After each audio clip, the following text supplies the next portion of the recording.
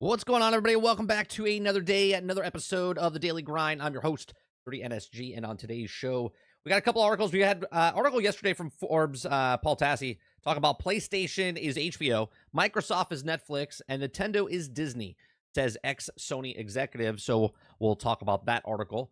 We're going to talk about or watch, we need to talk about Dune Awakening from Force Gaming. We're going to watch that. We're also going to talk about an article from Nintendo says it will continue to support the Switch after Switch 2's launch as long as there's demand. And then if we have time, there's a video I want to talk about or watch. I watched the first couple of minutes of it.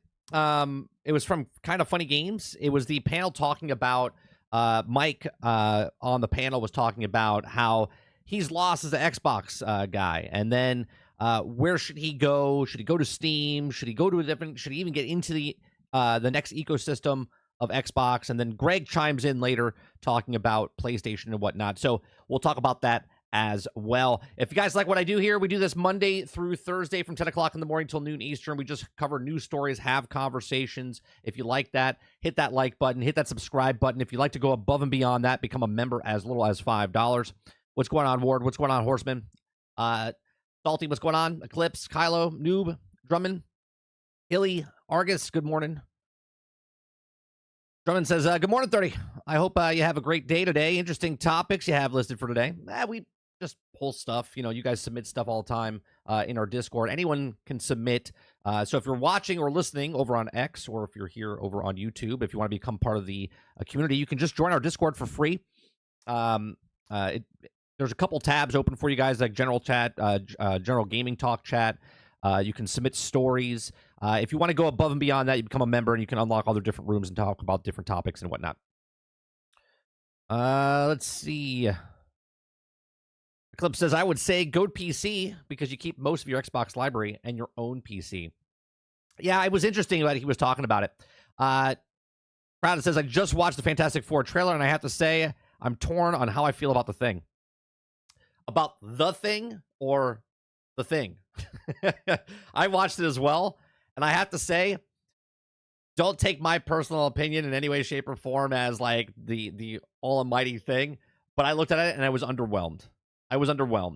But I have preconditions going into it. I don't like Pedro Pascal. Like, I don't not like him as a person. I don't like him in every single movie, right? Like, I'm just done seeing him in movies. I want a Pedro Pascal break, and he's in this, and I don't think he's Reed Richards. He doesn't come off to me as Reed Richards. It's more of a, he's in Disney's ecosystem, so they just placed him in there. So I'm not a big fan of him. I like the way it looked, I have to say. Like, I like the period piece of where it takes place, or when it takes place, I should say. I don't know if I like Thing. I'm not gonna say it looks bad like Sonic did when they first showed Sonic. But from all the other past things, he's not that bad. He's more comic booky, But yeah, just the trailer that was cut was very underwhelming. I was just like, cool. I do think it's interesting that they're promoting this one when Brave New World comes out next week. Comes out like I think February 14th, and they've already gone past promoting that movie. They're like, that's a lost cause. Let's start promoting the next one. Because I thought the first trailer you would see was actually during the Brave New World trailer, so I didn't think we were going to see this trailer until I guess like Super Bowl. You know what I mean? Like the Super Bowl comes up, you would see the trailer for the first time, or during the actual trailer if you went to go see the movie. But I have a feeling they don't think a lot of people are going to go see that movie, so a lot of people won't see that trailer. Lord says his eyebrows. What's going on, Water Bear? Thing looks good, Jason says. I think he looks better than the other past things, but overall, I'm underwhelmed by the whole thing, Jason. What's going on, Rogue? Crowd says the actor playing the Thing just sounds like the actor. No groveling voice at all. It was kind of weird. Also, mouth moves needs polishing. We'll see. What's going on, Kraken? Good morning. Another thing from Michael Bay's Jordan Fantastic Four. That movie wasn't very good. I mean, I see what you're saying though. Is that you would rather have that thing? Rebby says the thing looks and has a bad design. He has no eyes. The trailer didn't sell it. The only selling point is the last 10 seconds. Yeah, they put the Galactus head in there, and you're like, oh, you're not getting me that easily, Krebsy. Not you personally. Them. Bright Light says, I just found the article. Apparently, Stram might be releasing a console to compete against the PlayStation and Xbox. If you wanna put that in our Discord, Bright. I don't know if the Discord link is down below. You can submit that in the submitted stories. Let's see. Also releasing the same month as Superman. Well, Superman's, I think, going to have a lot of problems as well. I don't know. Which one do you think is going to do better in the box office? Do you think Superman or do you think Fantastic Four? I think WB and DC have a little bit more of Steam. There you go. Well, you said Stram is what you said. So, I think Superman's got a little bit more momentum going for it because it's brand new and whatnot, but we'll see. We'll see. Salty says it's just teased well. Once we get the female Silver Surfer look and Pedro. You know what, Salty? I totally forgot about the female Silver Surfer. I completely forgot about this female Silver Surfer. Jesus. Yeah, it just dropped. That just dropped. Well, if we're just basing on the trailer was underwhelming. The trailer was underwhelming. Waterbear says, what I'm hearing is, because I haven't checked it out yet, why didn't they just go with the same CGI for the thing that was in the first Avatar? That looked great. Hilly says Superman. What's going on, Robert Jones?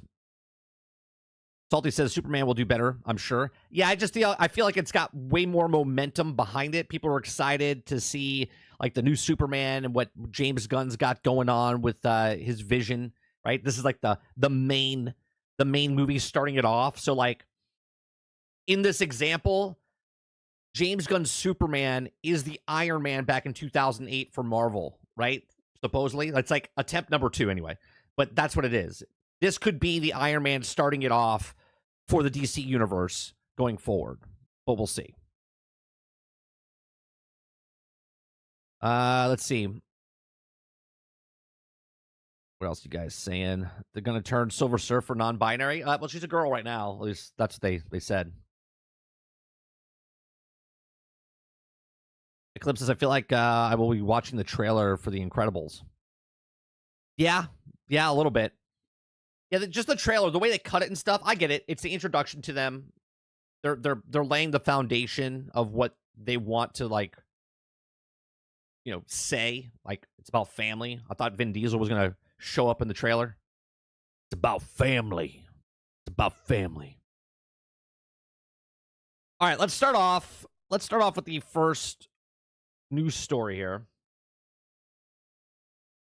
First news story we got is Nintendo says it will continue to support Switch after the Switch 2 launch as long as there's demand. If you guys like what I do, we do this Monday through Thursday from 10 o'clock in the morning until noon Eastern. We just cover news stories, have conversations. I give you my thoughts and opinions. We read the article for the first time right here, and then we get your guys' thoughts and opinions on the article. So Nintendo says it will continue to support the Switch after Switch 2 launch as long as there is demand. Nintendo president has said that the company will continue to support the original Nintendo Switch after the launch of Nintendo Switch 2 as long as there's demand for the consumers. Nintendo reported its latest earnings results on Tuesday, confirming that sales of the original Switch declined by 30% year-on-year in the 9 months, up to December 31st. A few weeks after the sales period, the company finally announced the Switch 2, with full reveal set for April. However, the company president said in the earnings call, reported that it did not believe that Switch 2's announcement would have a significant impact on the current sales of the original console. It also said that the company would also continue to support Switch beyond Switch 2 as long as there is demand. Well, a lot of things, what happens is, even though like most of you guys that are watching YouTube channels, me, whatever, most of those people usually get the systems. You're either keeping up with the Joneses, getting it right away. You're either buying the system 4 to 5 years within the cycle. They're in their 7th, 8th year into the cycle. But a lot of people, what they'll do is when the next system comes out, they'll wait for the new system to come out, and then they'll buy the old system because the old system will be cheaper. It'll go down in price. They get into that ecosystem because a lot of people are trying to save money or whatnot. Give me 1 second.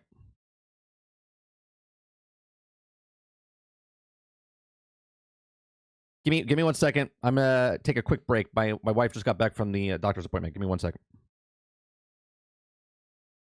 All right. Sorry about that.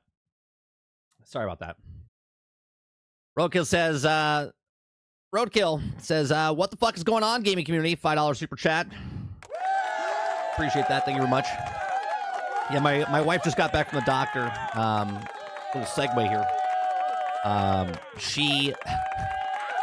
She got injured last week, and that's why the show was canceled last week. And she was in pain the last couple days.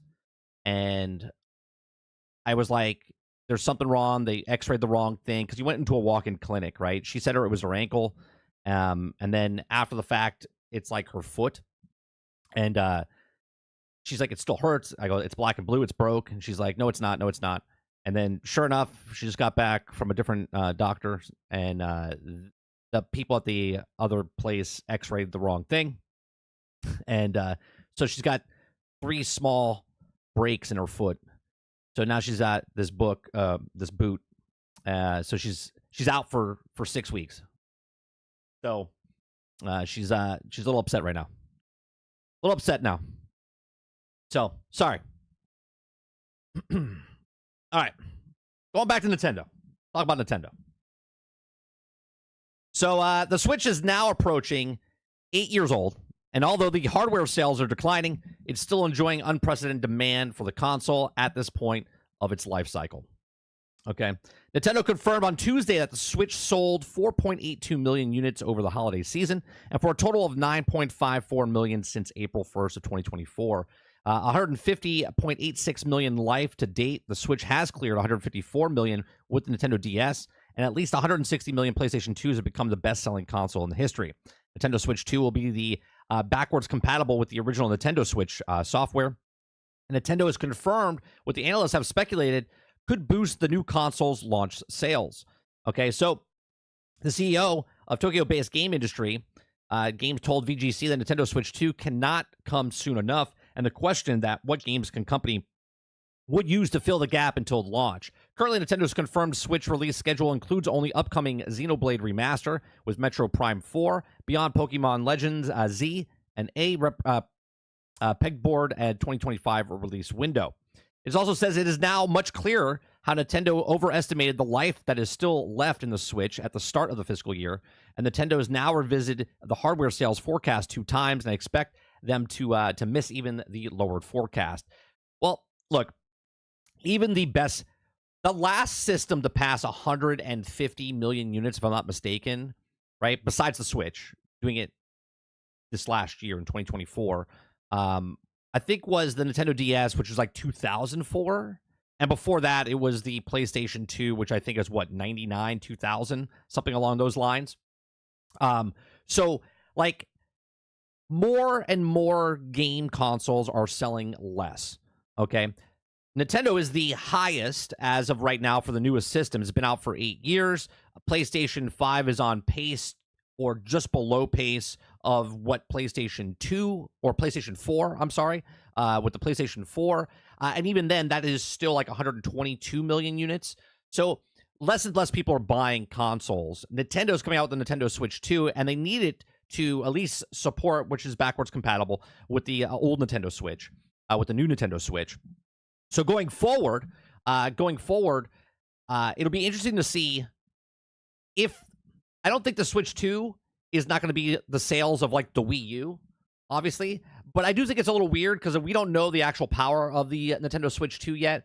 But as of right now, it's kind of just weird the way they did it. It's like underwhelming. It's almost like with the trailer I just talked about for Fantastic Four, right? It looks good, but it's a little underwhelming. The Switch 2 seems a little bit underwhelming compared to the Switch 1, from the progression of 1 to 2. But we'll see what happens, right?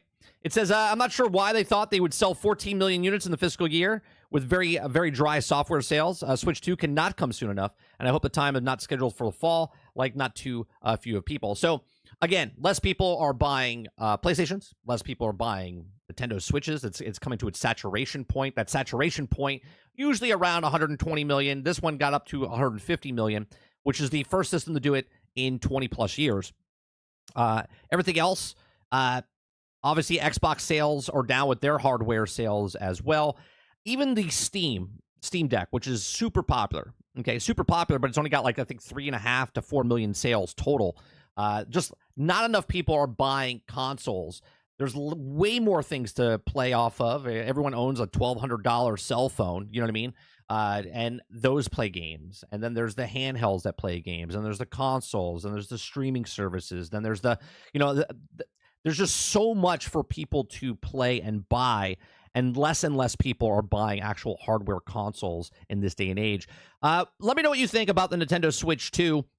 Still supporting the Nintendo Switch games. It seems like they have to. I feel like all of these games have to kind of either do backwards compatibility or support the older games regardless, right? If it's digital or physical, right? Nintendo has 150 million units of games, of people using the games that want to play their old games in that ecosystem on the Switch 2, so it'd be a smart choice.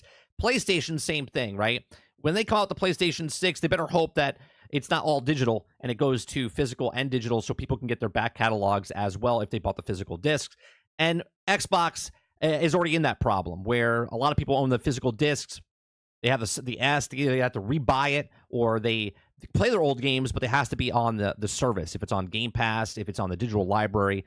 So going forward, it'll be interesting to see what happens because Steam, when they come out with their system, if they come out with a console or if they make a Steam Deck 2, you can take your system or games wherever you want to go. So it'll be interesting. Let me know in your comment section down below. Please make sure you share, like, subscribe, and I'll see you guys on the next one. Thanks for watching. So it'll be interesting to see what happens with Nintendo, guys. Let me see what you guys are saying here. Yeah, Das Boot. Yeah, she's in a Das Boot. Let's see. Dolphin says Pokemon Day is in a few weeks. Argus says internet is going to be wild when Pokemon Legends ZA comes out. Is it ZA or Z to A? I don't know. I've never seen the actual thing. Probably waiting for the Switch 2 launch for it. Wonder Rose says keep that foot up. Tiny bones in the feet. It'll be fine. Yeah, she's upset. She's devastated right now. If the Switch 2 has a power of the PlayStation 4 Pro, it's a good day one title, preferably Ultimate Alliance 4. It's a day one buy for me. I hope they don't do a exclusive Alliance 4 for the Switch. I'll be honest with you, Water. I don't want to buy another Switch just so I can play one of the games I want to play. I hope that series gets put out on more systems. If anything, at least PC. You know? Rokiel says, I don't know if at saturation point, people are just stopping buying because they're waiting for a new system. I mean, they're announced a new system. Why are you going to go buy the old one? Well, because people buy old systems, Roadkill. They buy old systems because they can't afford the other one, or they wait for a whole generation to go by. It's almost like people not buying a game when it comes out day one because they can just get it for cheaper later and get the whole product afterwards. Roadkill says, Mike, cell phones cost $40 at T-Mobile is the cheapest one you can get. I get that, Roadkill, but if you want to play natively video games and stuff like that, they're way more expensive and they're subsidized, by the way. I understand there's burner phones out there. Reese says each console gen drops in sales. Nintendo seems to be the only company that hasn't seen a big drop. Well, that's not true, Reese. Remember, there's the Wii U that sold only, I think, 13 to 15 million units, which is an absolute disaster, and they survived it, right? They absolutely survived it. Krebsy says, I'd like to know how do they expect people to use the mouse feature on the go because they kind of need a flat surface for that. For what thing, Krebsy? For the Switch or for the Steam? For the Steam Deck. Kraken says Steam Deck remains undefeated. Undefeated for what, though? Sarge says, as long as there's demand, there are, 40 million Switches?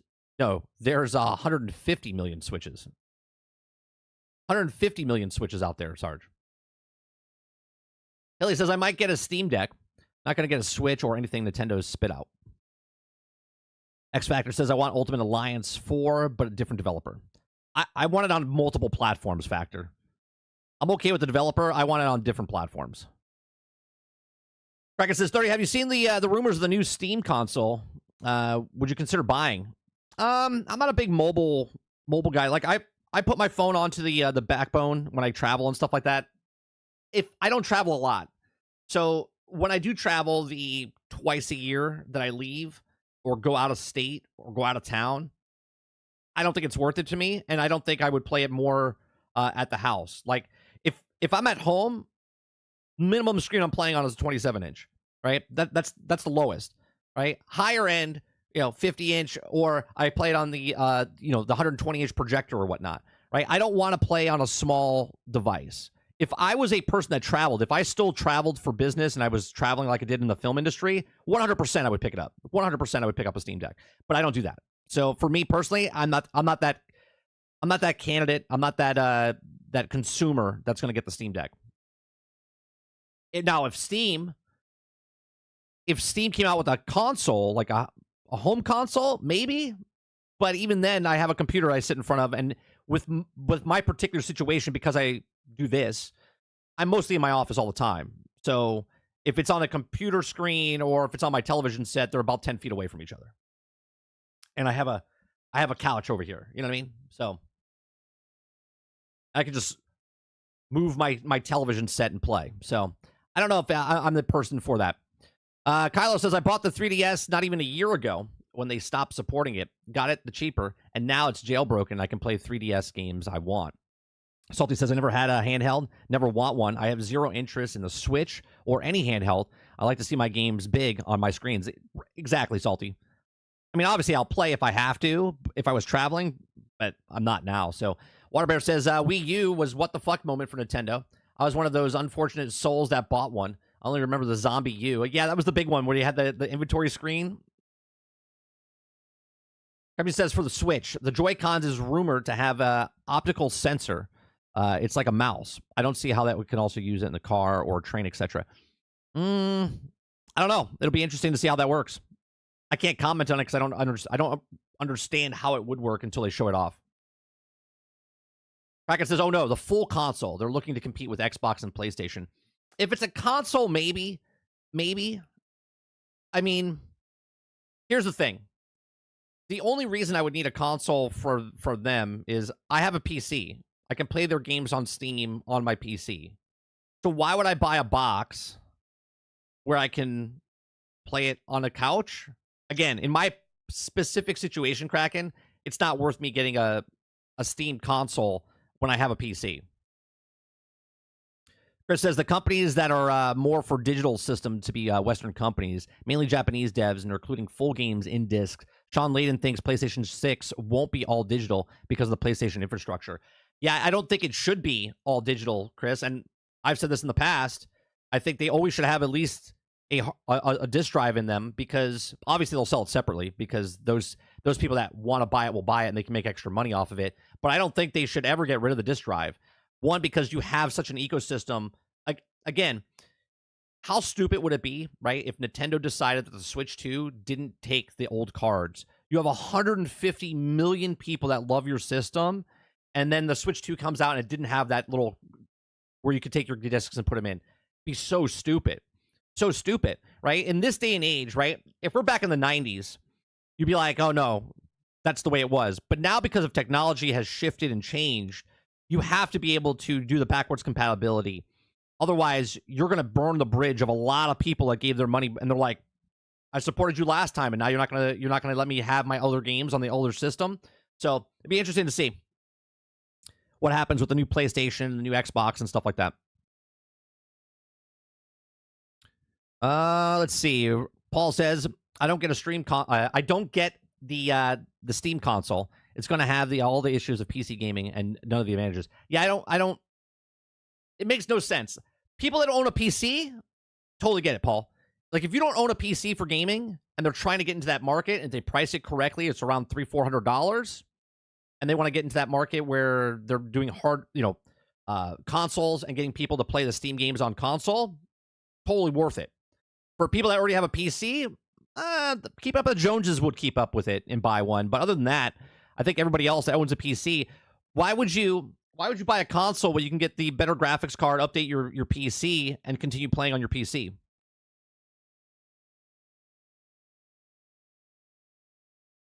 Arga says, Mike, this is why you get the Nreal AR glasses that project a 140-inch screen in front of you with some okay-sized glasses. That's what I do. Nintendo views themselves as a toy company, not a tech company. Sin says, howdy. What's going on, Sin? Posted a timeline of all the major gaming news bits from January when possible. Please give it once over, and any thoughts on it you wouldn't mind. Where'd you send that? Did you put that on Blue Skies? I mean, I have an account, so no one would take my name on Blue Skies, but I don't use Blue Skies. Do you have it on X, or can you put it in Discord? Sin?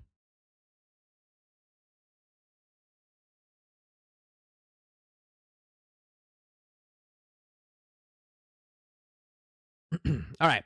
Let's go from the Nintendo news to Paul Tassie's article talking about... I have no idea what this is, by the way. We don't know anything of any of these articles. It says PlayStation is HBO, Microsoft is Netflix, Nintendo is Disney, says ex-Sony executive. So I'm assuming Sean Layden was on a podcast and he said something like this. I'm assuming. And I'm putting the two and two together. Chris said that Chris Layden said something, so I'm assuming that he went on a podcast and said a bunch of stuff. Robert Jones says, for the niche market of folks who want PC in the living room without having a large PC in the living room. Yeah, I mean, there's a market there, 100%. Eclipse says, I love the PC because it's not a console.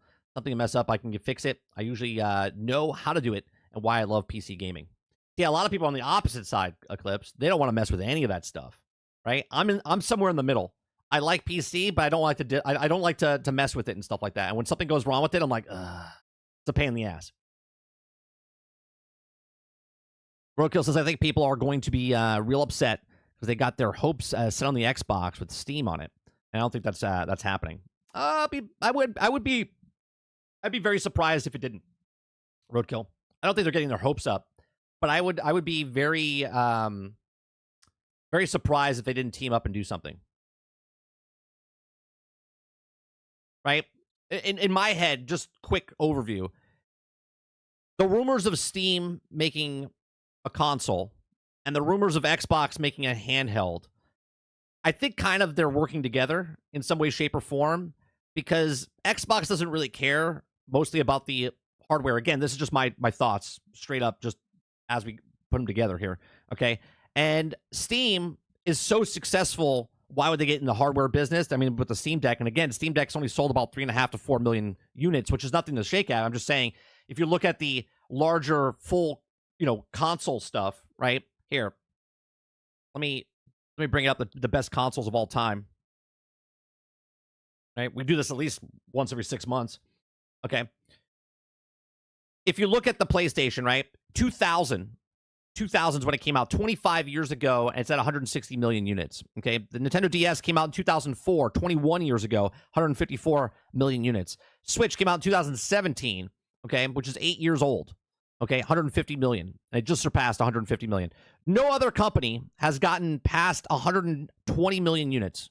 Okay, the PlayStation 4 is at 117. Okay, no one's ever passed 120 in the last 25 plus years. Okay, so to get into the market, and the Steam Deck, I don't know, is the Steam Deck on this list here? Steam Deck has got to be somewhere up here, right? They just haven't updated this. Let's see. I don't think they have it even on this list, right? But we know Steam Deck's somewhere between 3 or 4 million. Okay, 3 or 4 million units is terrible for any handheld device in any way, shape, or form. Console, right? 3 or 4 million. The last thing that sold 3 or 4 million copies at that low price, low point. You got the Advanced Pico Beam. You got the NCS Classic Edition. Handheld, none of them. N-Gage. Okay, the N-Gage in 1990 had 3 million units. Okay, so I don't know if they want to get into a market where they're making so much money, and we read an article a couple weeks or a couple months ago about Steam per person, per the value of their company is way more than anybody else. Okay. And I guess maybe they're bored. They're like, yeah, let's just throw a couple of millions and billions of dollars towards a console to maybe not sell. They're already dominating with Steam. So I don't know if they decide to make a hardware or if they decide to team up and Xbox is like, we don't really care about hardware sales. You guys don't really care about hardware sales. What about if we make a hardware thing and we all kind of like get together type of thing? That's the way I look at it, but who knows? Okay. I just don't see a lot of people. I from the start, I said I think it's stupid that Xbox is making a handheld because of the parity of the Xbox Series S and the X. Okay. In the interview with Phil Spencer, he talks about how the S, and I never thought about it this way, the S that everyone makes fun of, okay, that's the potato, says that if it runs on the S, it would run over on this as a handheld. And if they're still doing the parity and they bring in a handheld device, then it would have to work with them because they're not dropping the S, they're not dropping the X. Those are both still going to be there. So if they bring in a handheld, you got to make it, if it's not going to be as powerful, then you got to make it more convenient. And if it's more convenient, convenience would be that it's bringing in the Steam. It's bringing Steam where you can play it off there, right? Where it's a one-stop shop that you can play all the games. If it's Steam, if it's Xbox, if it's PlayStation games going to Steam and it's on Steam, so now you can play it on this handheld device. If it's the one-stop shop, then that would be the go-to system for people to buy. That's just my thoughts. Paul says, yeah, but at the point of the console and every game released on that runs at the same kind of standard console, gamers won't want messing around with the settings. The next Xbox is Windows device with Xbox and Steam. It's not an Xbox running Steam. Paul says also the PlayStation 5 has PC settings. I'm not sure about that take. Yeah, but every game you buy for PlayStation 5, you know it's going to work as a standard. Sure, but you're also looking at majority of people, not the Sony ponies, not the Xbox. Okay, majority of people don't care. They don't care. They get home, they want to play a game, they put it in their system of choice or game where they want to play it, and they just play. They don't care about settings. They don't care about the 4K 120 frames per second. Titan says Xbox Portable with the Series S specs and AI makes sense. Yeah, I mean, what Phil said in that interview, and I was just like, oh, I was like, they've been using that as a testing ground. I was like, I never even thought about that. Right? We talked about, we're like, the S is holding stuff back, but maybe they were using it as a testing ground. Sort of like No Man's Sky is using, or I should say Hello Games using No Man's Sky for testing ground for Light No Fire. Right? Use what you got. You already have a bunch of people playing off of it. You already know what it can do. You already know people can push the envelope to run on certain parameters on that console. And if they can run on that console, then it can run on a handheld device.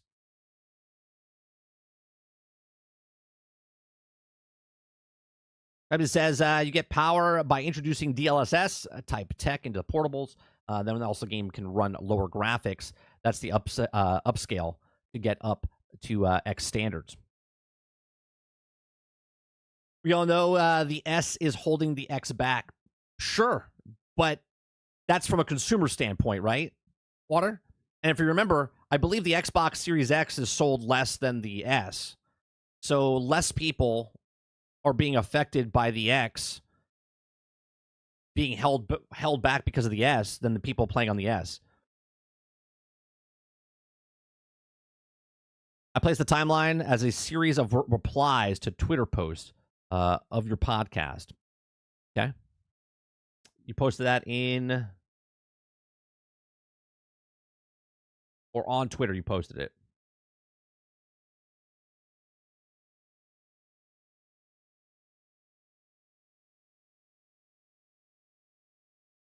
Okay, one of one.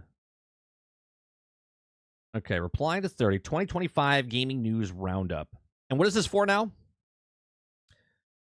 Sony cancels 2 more games of service games coming soon to Xbox Game Pass Developer Direct 2020. People can fly. Okay. Then you got the second one. Waves launch on PlayStation 5, skips Xbox. 6 PlayStation Plus games for January.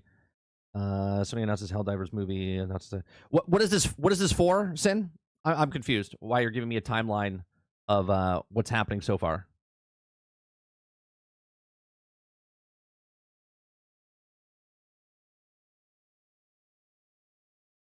Oh, the daily grind, please. Like to post. Yeah, I don't understand why you're giving me this timeline. Can you give me more substance of why you're giving me this timeline?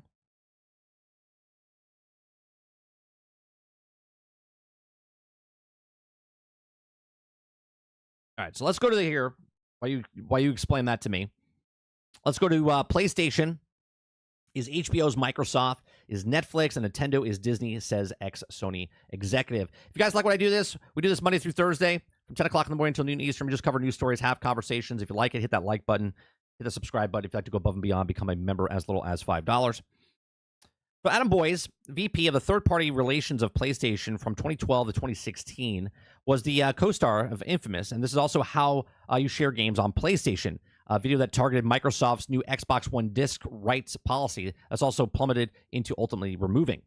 Now, 10 years later, Boyes spoke to Gamers Tag Radar for the lengthy interview. I thought it was Sean Layden, but I guess it's a different person. Lengthy interview. It's also combative about the former rival, indicating that Xbox is doing seems logical, and there's also no victims. It's also a new multi-platform distribution plan for former exclusives. He says, quote, I understand why people have feelings about it and opinions because of their identity of me choosing a brand and being beholden to that brand as unilateral, as also therefore it should also be one source of all content, Boyes said. He believes that the current ecosystem of the console/game space is fundamentally changed, and he uses an interesting metaphor to describe it. He says, quote, so if you think about it, that the analogy that maybe PlayStation's HBO, Microsoft is Netflix, and Nintendo is Disney, and then the job is to get incredibly interactive and engaging entertainment out of as many people as possible. Okay?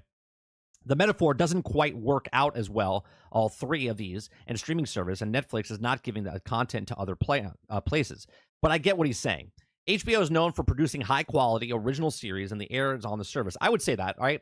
PlayStation is that HBO where they're making The Sopranos, they're making an Entourage, they're making Deadwood, they're making good quality stuff and putting it on their system. I get that. Netflix pioneered the subscription streaming model in the way that Microsoft is trying to do the Game Pass, and it's been compared almost a one-to-one type of scenario of what Netflix said it would never make it when it first started. They didn't make money. Or I shouldn't say they didn't make money. They didn't explode until like 11 years into the cycle, okay? I'll have to bring up that article. We talked about that like over a year ago, okay? I brought up Netflix and what they started at and what they are today, okay? Exponentially got faster and more. But, yeah, Microsoft is trying to keep prices down, sort of like Netflix, because when Netflix started making their own original content to compete with the HBOs, to compete with the Maxes and stuff like that, they had to keep their budgets lower.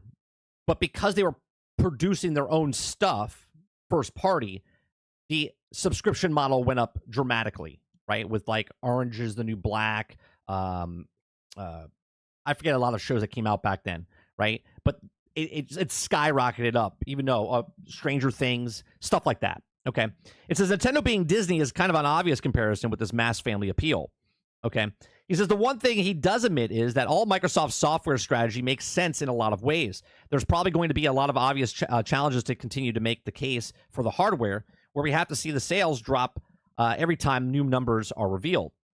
Okay, as it stands here, the things are in terms of strategy or for each brand. PlayStation console exclusive single-player games that launch on PC 2+ years later. That's not true anymore.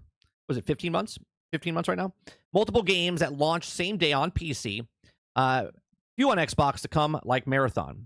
Okay, Xbox, every game on the table, cross-platform, release on PlayStation, the Switch 2, depending on the title, and it can also be the same day, time delayed, or indefinite point in the future, if ever. Appeal to Microsoft loyalists in the same day on Xbox Game Pass launches, right? That's the business model they're going with. You can play these games everywhere, okay, but there might be time delayed, or if you just pay $20, you get it day and date, right? Type of thing. Nintendo's doing what Nintendo always has done. which is crazy Uncle Nintendo. Okay, with beloved first-party games, we'll get more third-party games and some Xbox games with launch of Switch 2. Okay, and PlayStation IPs. Okay, so there's Nintendo slowly, but they don't have to. Nintendo, I remember doing the numbers a while ago, right? With all the numbers they have and all the things sold, they're almost at 1 billion consoles sold. Okay, 1 billion with all of their Nintendo's systems and their handheld devices. They're all like 870, 900 million units sold across the board, right? They'll probably surpass that in the next 4 years, right? They'll pass 1 billion units, okay? Which is just insane, okay? This is why Nintendo can do what they want, okay? Because that's just consoles almost selling 1 billion units, right? It's like 880 million, 870 million units, whatever it is, okay, total. Okay? And this is why they can do what they want. Because think about that, 870 million units sold across 40 years. And then all the software that they sold on top of that. You see some of them, and I know people are like, Mario Kart sold that many because it was bundled. It doesn't matter. If it was bundled or not bundled, it sold that many units with that. And they have like 60 million units, I think, sold, right? I didn't buy a bundle for Mario Kart. We bought Mario Kart, right? So there's a lot of people that bought Mario Kart separate, okay? But that's why they're making their money, okay? As you can see, the console war is not what it used to be. Xbox lost, but it's trying to be a leader in the subscription space, which I've said in the past. Nintendo has just sold more consoles than they just ever have, and Sony's still putting out many critical hits, but it's tough balance, but big single-player budgets and successful multiplayer releases. We'll see there where things go from here. Watch the Full Boys interview here. So I might have to watch that. We might have to watch that on a different day and listen to him speak. I've said this in the past as well, where PlayStation's spending $300 million from that document that came out, and they said that, it's well over, $350 million for Spider-Man, $250 for Horizon. Their costs are super high, okay? So they have to sell minimum 6 million, 7 million units for these things. And they also get in the high 80s, low 90s for their scores for Metacritic, OpenCritic, and stuff like that, okay? And I've said in the past, and again, there's no proof to this, but I said, what about if Xbox doesn't want to hit the 90s because it does cost $200 million or $250 or $300 million to hit that 90 echelon of OpenCritic, Metacritic type of stuff. But instead, they're only spending $150 million on their games, and they somewhere in the mid 80s to maybe high 80s, like Indiana Jones. I don't know how much that costs. Have they said how much Indiana Jones cost? I don't think it cost as much as a God of War. I don't think it costs as much as a Spider-Man, okay?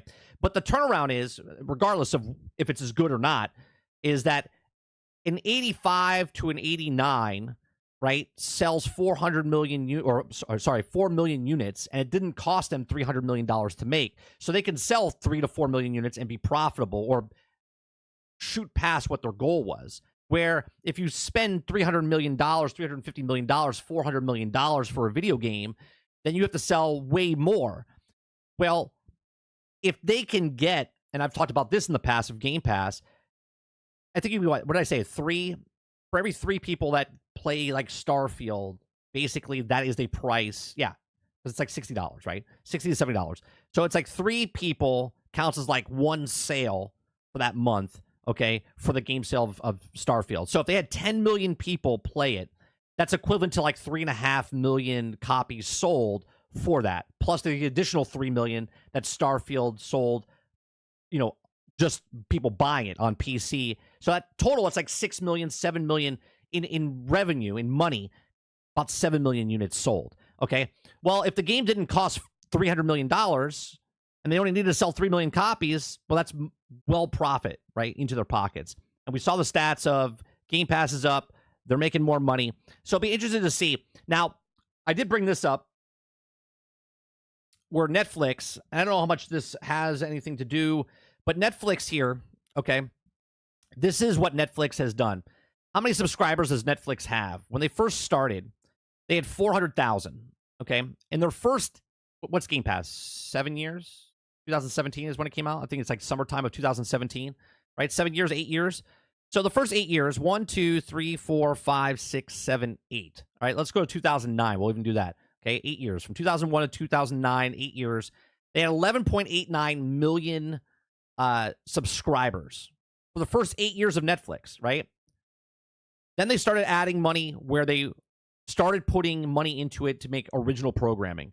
And it went from 11 million to 18 million. It jumped 7 million. Then it jumped an additional 6 million. Then it jumped an additional 6 million, right? And then once it got to 2016, okay, that's when the precipice came as far as people were okay letting go of physical media and just watching streaming services and started. And it went from 89 to 110, and then it just started exponentially getting bigger and bigger, okay?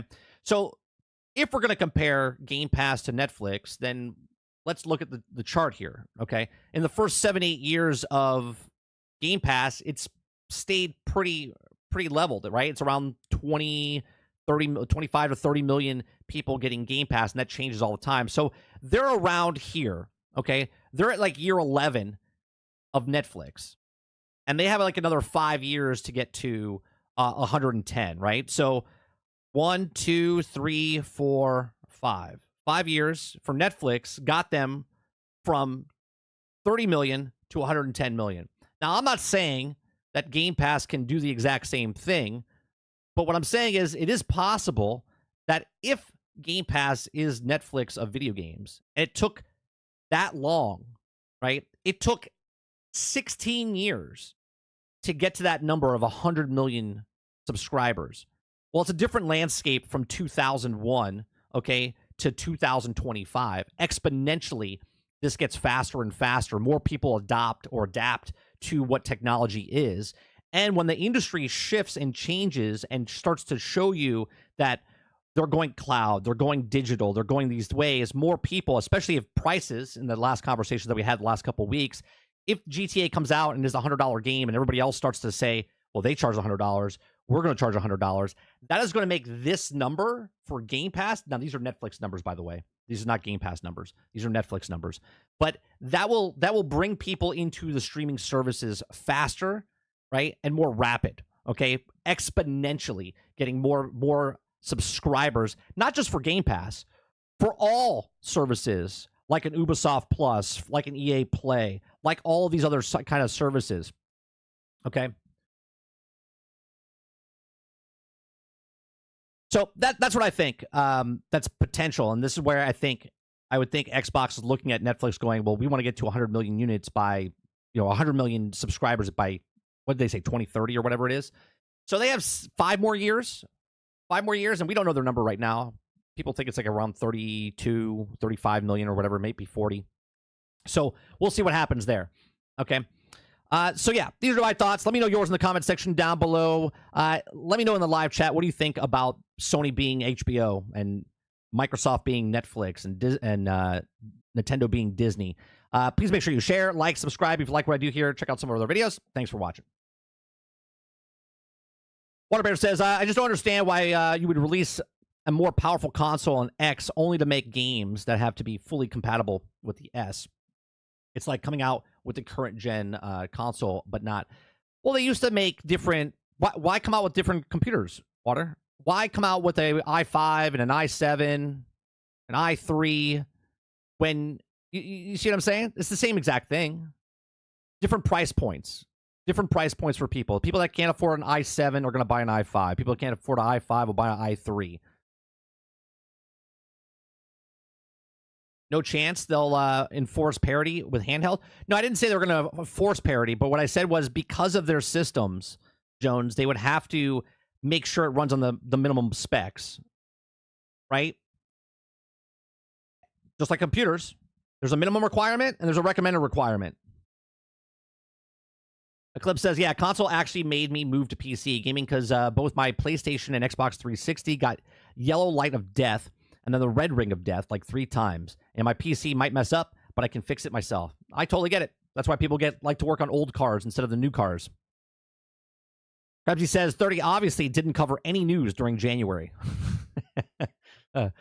Z says, now we know there's upscaling going on. Console specs won't matter. Time for devs to get the shit together before release.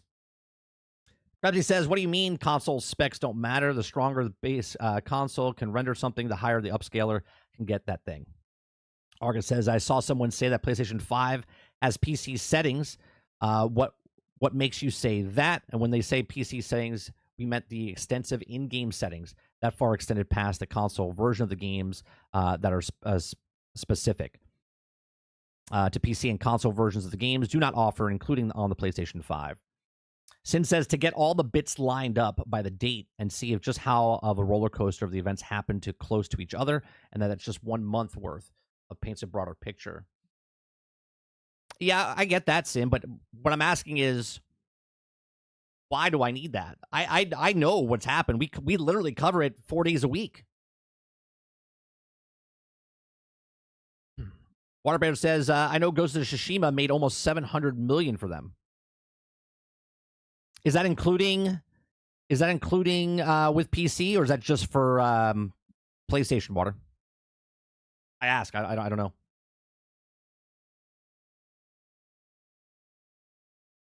Argus says Nintendo is in a technical first place. None of the business side nor the consumer side sees them in the same competition area of any platform. They also in their own separate square. I've talked about this in the past, Argus. I've talked about how Nintendo's on their own island. PlayStation is technically on their own island, and Xbox is on their own island now. They used to be on the same island, but now they've separated, right? Because Nintendo's on their own family-oriented games that they've always been on, handheld type of stuff. PlayStation's that high end, as the article said, like HBO, making that like solid quality game type stuff, right? And then, Xbox is that Netflix.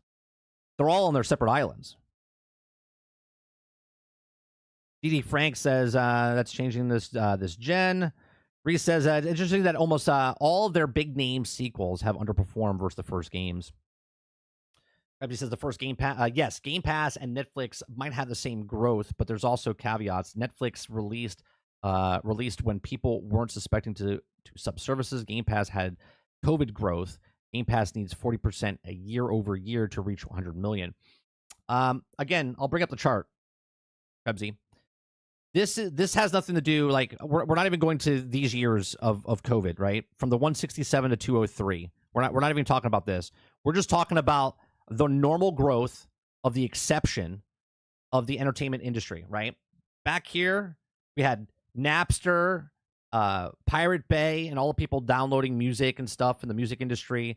The movie industry, this was still discs. These are all discs, okay?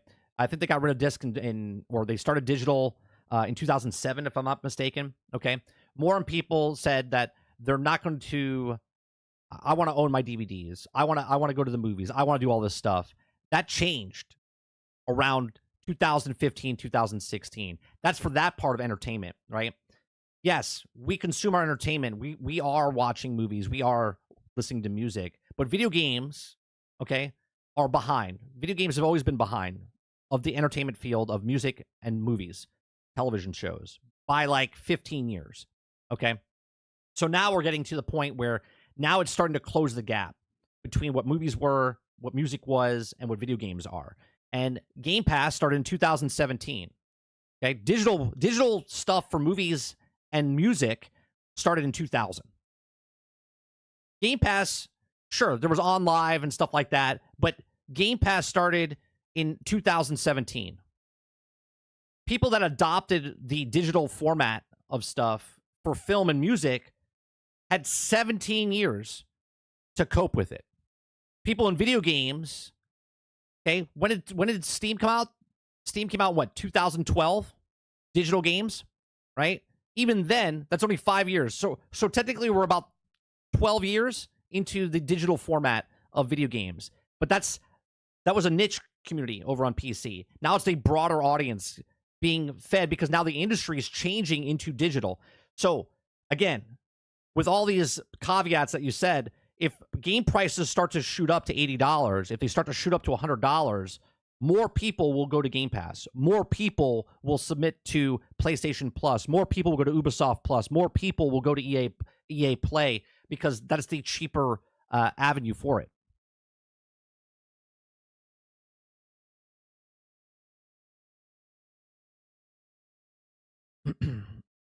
Sin says, yeah, D Plus got 100+ million in less than 2 years, if I recall correctly. Yeah, and that was because of COVID, though. That is a huge caveat of why they grew so fast, and now they're hurting.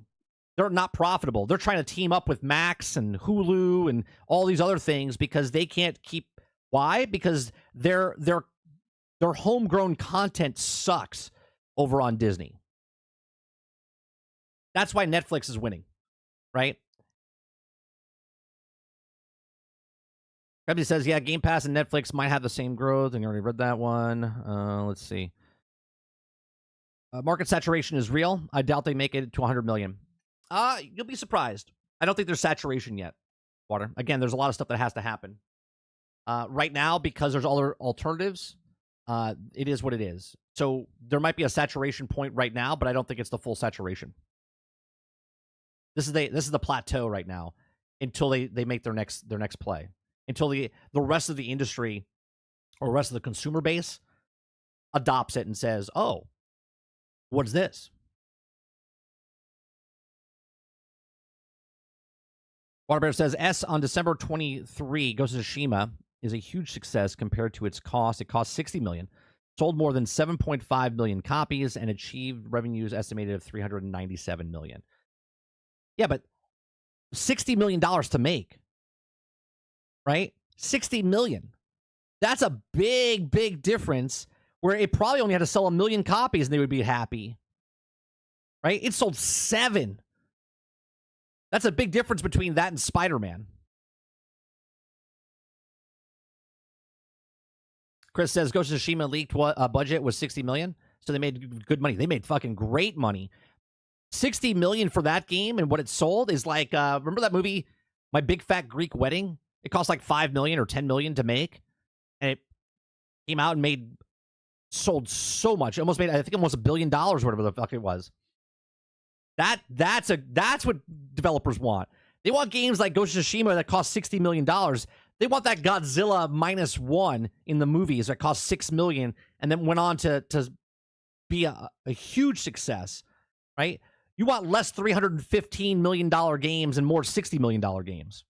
What did Palworld make? Palworld cost $6 million to make. $6 million to make. And it sold 25 million copies at $30 a piece?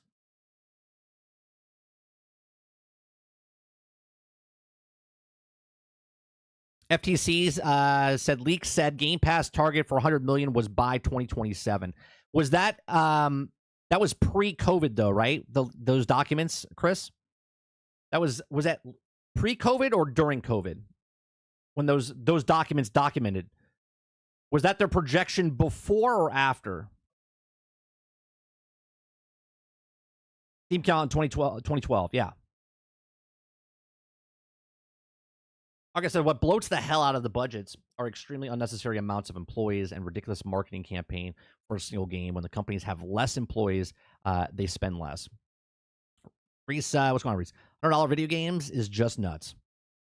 Well, that would be a catalyst, wouldn't it? That would be a catalyst to push people towards streaming services or stop playing games in general. Roadkill says, I just sent my doctor a text message saying PlayStation kicked Xbox off the island. I thought I was sending it to chat.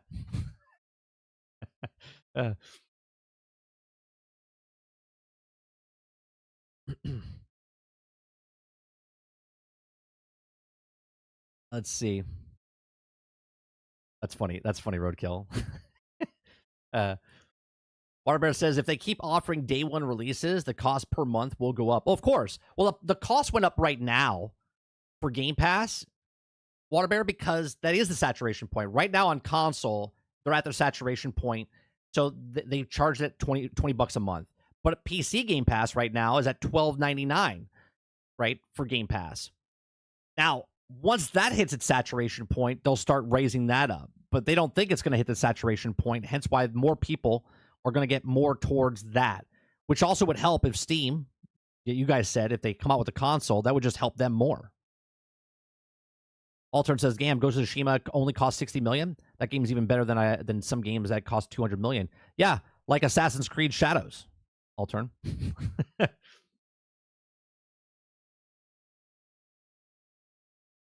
Kylo says, you guys see that the same writer who wrote Veilguard, Anthem, and Andromeda is writing Yote. That's not good. That's not good. Krabsy says Blair Witch. Blair Witch is another one. right? Blair Witch is another one. It costs like, I forget what it costs. Was it like 2 million? Probably less than that. And they made a boatload of money. Now they're about to lose 600 million from now they're about to lose 600 million from Pal World if that lawsuit goes through. I don't think they're gonna win. I don't think Nintendo's gonna win that.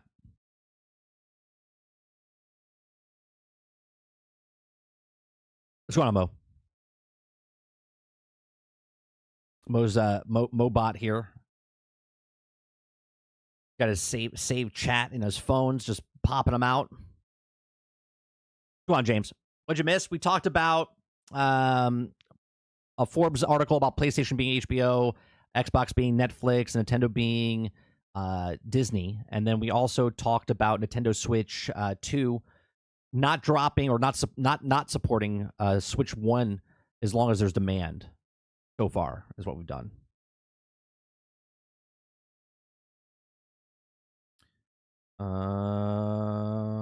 Jason says Infinite War cap skin coming Rivals February 7th. Nice. That'll probably. I gotta look at it. Did they show it? Was there a leak about it? Is it official? Is it like on? Did Marvel Rivals show it off? I gotta see it. Is it good? It's like a main cap. I'll buy it. I definitely got my money's worth so far of Marvel Rivals. I think we're pushing 100 hours now.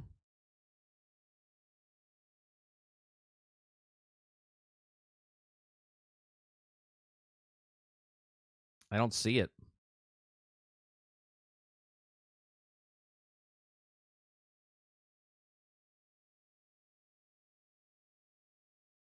Curtis says saved on his phone. No, it wasn't. It's saved on Microsoft Word. No, Krebsy. He said it's on his phone. So as he starts to type, it remembers what he put. I said, I hope, because yesterday I said to him, I hope that's saved, like you copy and paste it, or do you type that every day? He says, no, my phone remembers it. Yeah. Argus says it's if AC Shadows even winds up being worth playing, I'm only going to be playing it on Ubisoft Plus for $18. Check Discord? Okay.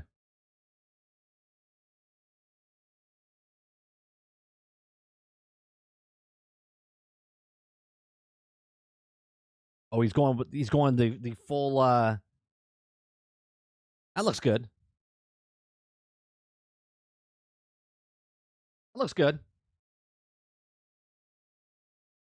I kind of want the helmet though.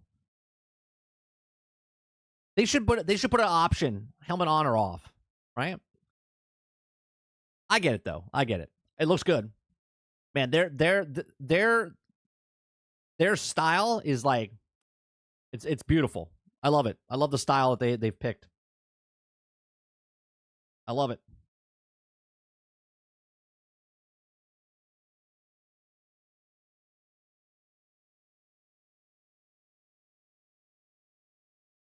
Let's see. Kyle says, my prediction is by the end of the year, Ubisoft will sell most of its IPs and will only keep AC and Far Cry.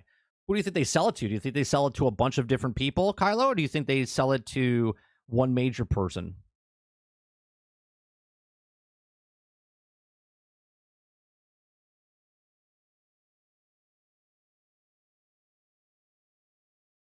You highly dislike the Shield? Why?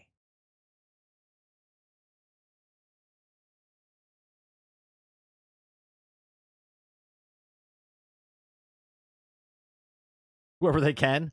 So you don't think like one person's gonna be like, wrap it up. We're gonna take them all on a bow. You think they're gonna make meal piece them off to different companies?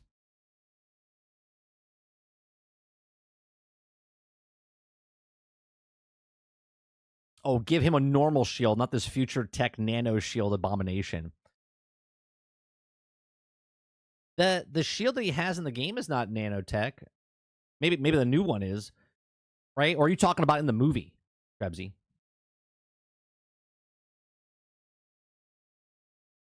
I don't think there's going to be a bidding war, Kylo. I don't think there's going to be a bidding war at all. I do think that AC would be, whoever picks it up would be a perfect perfect match for a streaming service. You know what I mean? If it's on Game Pass, if it's on PlayStation Plus, whatever it is, those long games that keep people playing, and they pay that $20, to continue playing.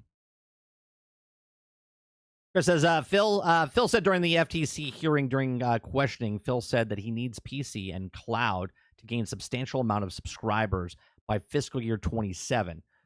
Latest 30. Most consumers are not their hardware. No, I get that. What I'm saying is the projection. What I'm saying is the documents that Phil said during the FTC was that in the leaked documents, were they predated 2020, or they like before COVID, or were they during COVID for that? Because the reason I'm asking, okay, is because if the documents were before COVID, okay, they thought they were going to grow, but when COVID happened, it put a pause for like 2 years for people developing games. It like crashed people's businesses because of what happened. That's what I'm asking. So I get that the FTC's thing that got leaked to us is after, but I want to know that plan that they had by 2027, was it pre-COVID? Is what I'm asking. There are multiple articles from September of 2023. Yeah, but what are the documents dated as the leaked documents? Were they before COVID? That's my question. That would be Waterbear. Netflix will pick up Assassin's Creed IP. That would be a huge pickup for them. Huge pickup for them if that's the case, right? Because Netflix, they don't charge for their gaming stuff, right? They charge for Netflix. If Netflix picked up an Assassin's Creed and they had all the Assassin's Creed on Netflix, that would be a huge pickup.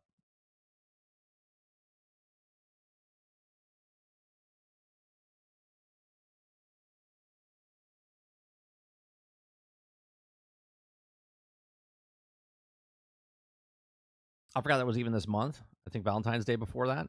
Oh, for Black History Month? Can't afford another subscription service. I can barely pay my bills. I hear you. Between my editing software, between Game Pass, between Netflix, between Disney. Well, Disney Plus we paid off. It's almost coming to an end, and we're not going to renew. We got like I think 6 or 7 subscription models for entertainment purposes. Right? It's expensive.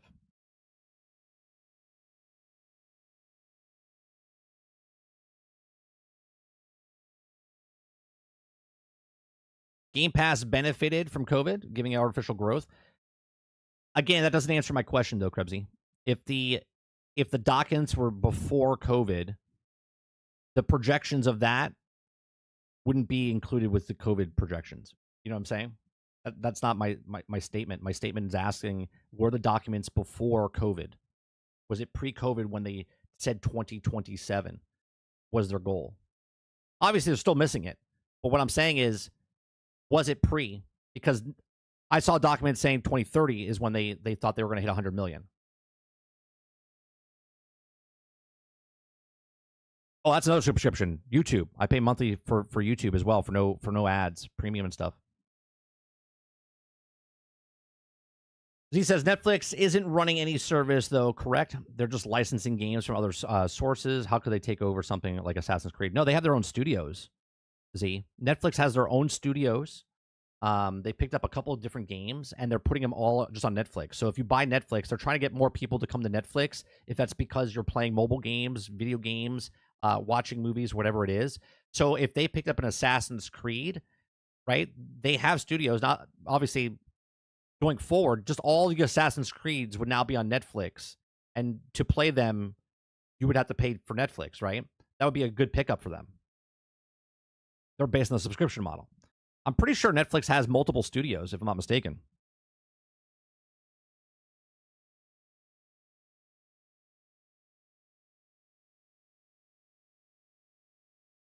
Did they like buy a couple of them? It just says Netflix has multiple gaming studios, including internal studios and acquired studios. Let's see. Right now they have 4. They have Night School, Boss Fight Entertainment, Next Games, Spry Fox. Yeah, they have four gaming studios. And then last year we talked about Netflix. They closed one of their AAA gaming studios before it ever released in game. That was in October.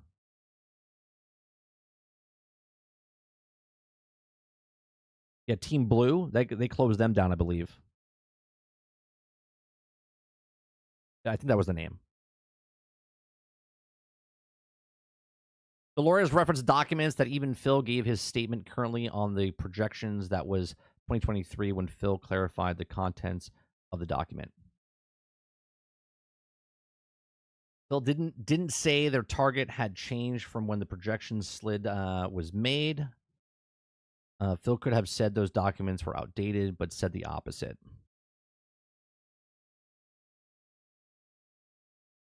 I have a feeling that they know AC Shadows is going to bomb. They're getting ready to sell the IP off to get bought out. Well, we'll see what happens with it. It doesn't look good for it. It doesn't look good. I don't think, no matter what happens, I mean, it could be the best-selling AC Shadow, or AC Shadows could be the best-selling Assassin's Creed game, and it still wouldn't help Ubisoft. They're still done. Ubisoft is done with AC.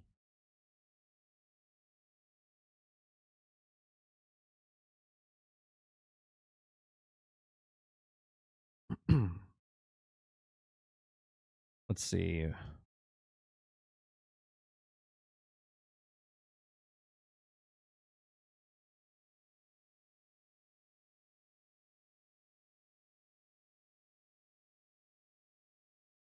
Who had this one?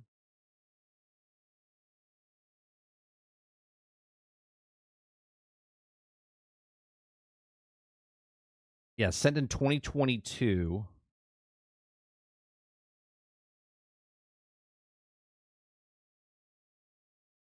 This is the documents, right? These are the FTC documents that Microsoft FTC, right?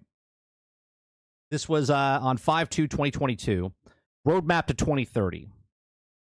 Roadmap to 2030 is what these documents said. Roadmap to 2030 gaming device approach documents. Identify the path of your Xbox 2030 goals.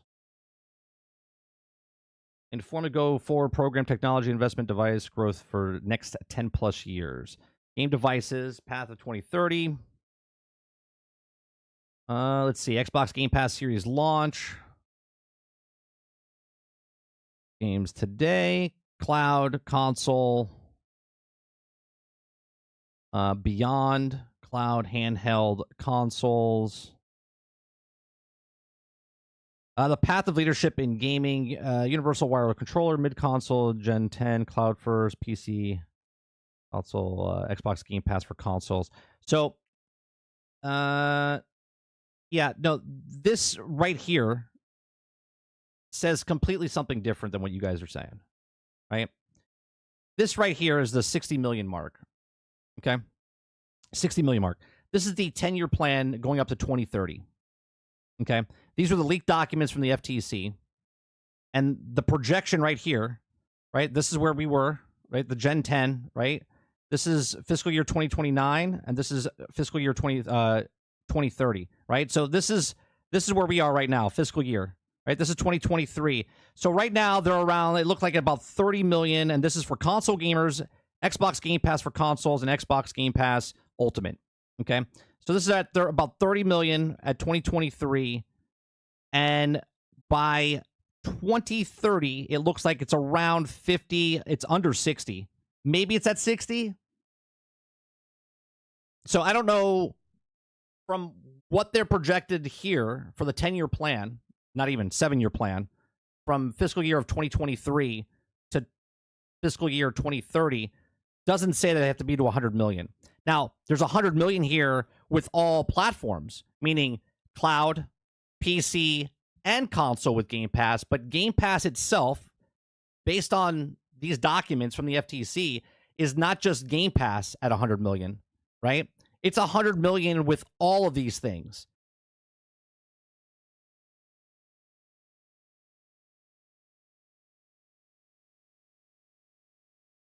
So I don't know what Phil said. You would have to give me the exact, so I could have context, because Nothing here states that Game Pass needs to be to 100 million, right? But it does say that between cloud first gamers, which is smart TVs, streaming stick apps, low-end PCs, limited mobile only, between games, PC, Game Pass for PC, and console gamers on Game Pass and Ultimate, combined total is 100 million.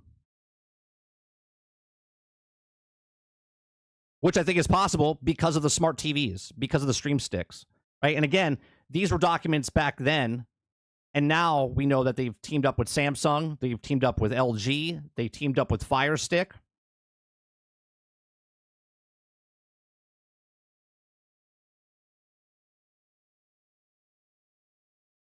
I think people saying they aren't showing Yakuza are seeing what they want to see.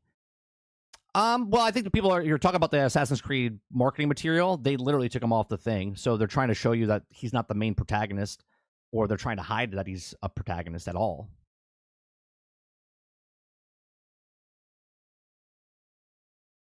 Mo says, "See that they don't talk about that part." Look, I'm just bringing up the actual document that was leaked from the FTC.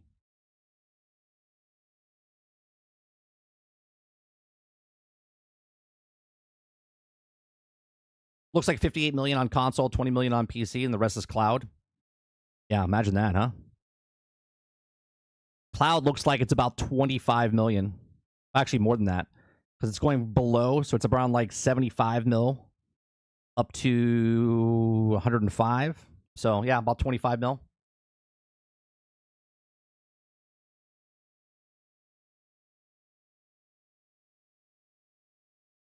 Again, I am not a Xbox lover. Okay, I'm also not a hater. I take the facts of what was presented to us. I have no problem if you guys send me what Phil Spencer said and we listen to it in the actual context that he said it in. Right? But the FTC's documents right there, the path to 100 million is not just with Game Pass. It's with all of those things. PC, console, cloud, Game Pass.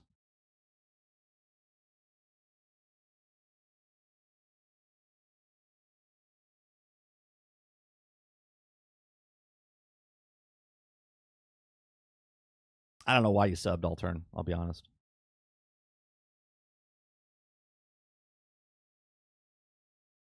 Like, am I saying anything that's controversial? I mean, I'm literally brought up the chart. If we're gonna bring up the FTC, then you gotta look at the chart that they showed.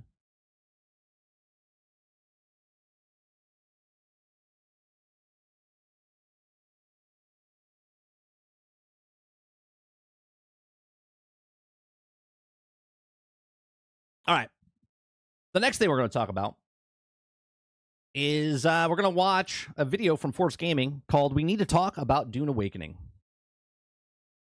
So Dune Awakening is a lot of people have done play tests with it. They got flown out. They got to play this thing. A lot of people are saying good stuff about it. They're playing it. They're saying that it's like Minecraft but in Dune. Okay.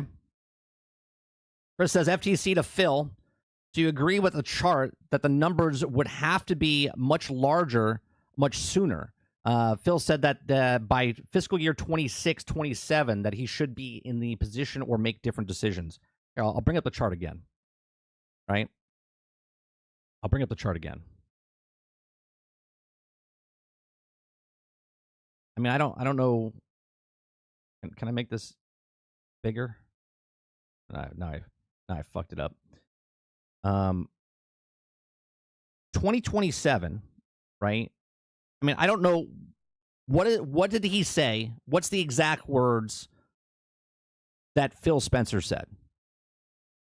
Again, I'm taking it's like a game of telephone, right?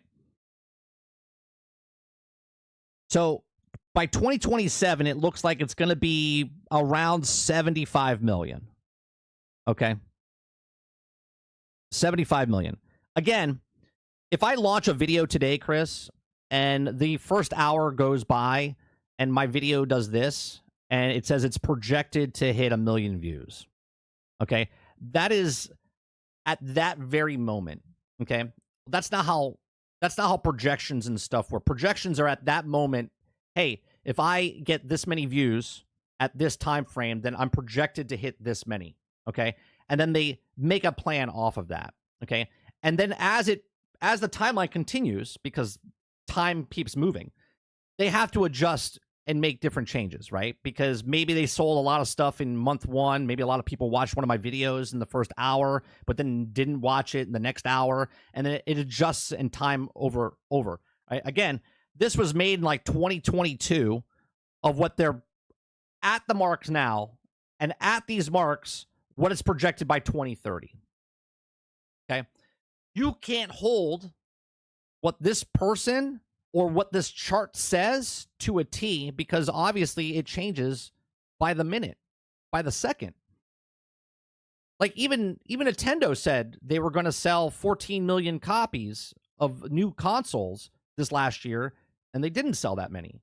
PlayStation said they were going to sell a certain amount of consoles, and they had to lower their projections because they didn't hit it. All companies have changed their format of what they were projected to what they are, and they're down. So it's not like it's a Phil Spencer thing. Okay, so sure, are you wrong by saying, and again, I don't know what Phil Spencer said, okay, but if by 2027 he says we need to hit this number by 2027, they're probably not going to hit that. But then again, we don't have a chart telling us of where they are now. Okay.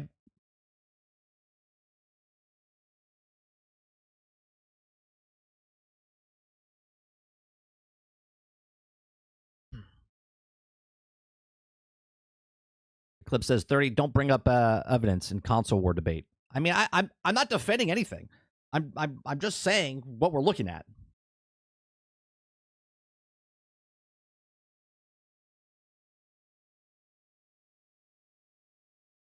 Star says just like projections for game sales and then underperform. Right. We're gonna sell 30 million units. We sold 10 million units, and they're like, it underperformed, even though it's 3 million above what they needed to sell.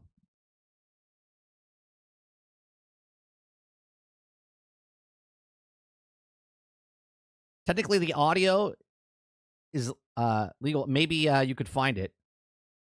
You would have to click on the article when all the quotes is as much a type. Chris, I'm not going to look for it because I have stuff that I wanted to do today. I'll be more than happy if you want to find it and post it in the Discord, and we can bring it up another day as a continuation.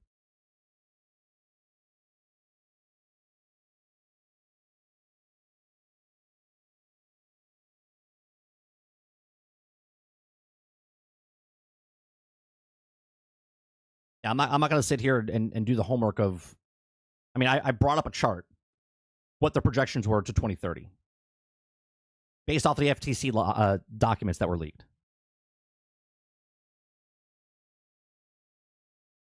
All right, moving on over to Force Gaming. Okay, we need to talk about Dune Awakening. Something interesting for you today. Recently, I got to take a look at Dune Awakening, the upcoming survival sandbox MMO from Funcom. Been following this for a while as an enjoyer of both survival games and MMOs. That loud enough, guys? Interested in seeing how this combo of the two genres turns out. Now, what we'll be looking at here today consists of roughly the first 4 to 5 hours of gameplay, which in either genre is admittedly not much, but hey, it's something. Running through the tutorial, doing some questing, gathering, crafting, and building, and my favorite stuff, checking out some of the open world content, including clearing enemy camps, running dungeons, and exploring a few different points of interest. So what I'm going to do in this video is simply take you through this early chunk of the game, actually letting you see what the opening hours are like, the things that you'll be doing, along with giving some of my initial thoughts. It looks good. It's always looked good since they showed it. Now, right at the top, I will say, while I do like a lot of the structure and activities that are on display here, like the base foundation of this survival game, at the same time, I definitely have some early concerns, primarily around the combat, the overall clunkiness, the game's pacing, and top of it all is probably performance. Frankly, some of this is still a bit rough looking, a bit more than I would hope. They'll fix it later once it comes out. Don't worry about it. Hope so as we get closer to development. But that said, it is still in development, and the hope is that they continue ironing things out prior to release, which is exactly the point of doing something like providing said early feedback. Okay, so the preface done. Let us dive in. Here's what the first few hours look like in Dune Awakening. Now, of course, character creation is where it all begins. Let's first look, because the last time he did a video like this, it was Veilguard. No, it was Avowed. It was Avowed. And from Avowed, when he showed the character creation, it was a shitstorm because obviously Force Gaming didn't know this was happening, but he showed the character creation, and up at the top it said they them. And we all know what happened after that. So let's take a quick gander. Do we see any pronouns mentioned on the screen? I do not. I do not see a pronoun on the screen, but let's continue.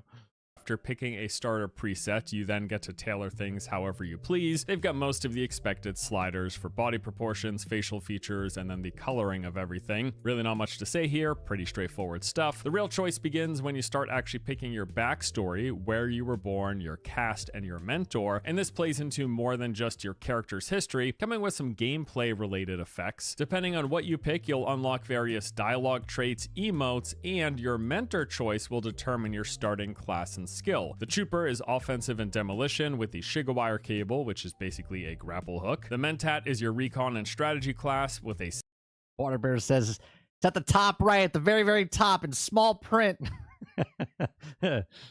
sentry turret. The Bene Gesserit Acolyte is a physical mastery and manipulation. I feel like that GIF where you get the magnifying glass and you're looking for it. The voice compel skill. It's like the in Santa Claus, the claws around the card. It's in small print, which pulls targets towards you. And then lastly, there's the Swords Master, close quarters combat as you'd expect. They've got the deflection skill, which is a stance that will deflect ranged dart attacks against you. Now, it's worth noting that as you progress through the game, you'll eventually be able to unlock whatever skills, weapons, and tools you please. This just essentially gives you your starting baseline. Okay, so after this, you get a few cutscenes, you crash land on the planet, waking up inside of a cave, and this begins the tutorial. Almost immediately, you're going to find the Frem Kit, which acts as your mobile crafting station, letting you make some of the early game gear and tools while on the go. Your first objective is to craft a scrap metal knife. Once finished, it'll automatically be added to your hotbar. Then equipping it allows you to now slice through a nearby blockade. From here, you're introduced to some survival mechanics of dehydration, where you'll collect dew from water plants to fill up the bar. You'll make a health kit, which can be used to heal your character. This is crafted using basic plants.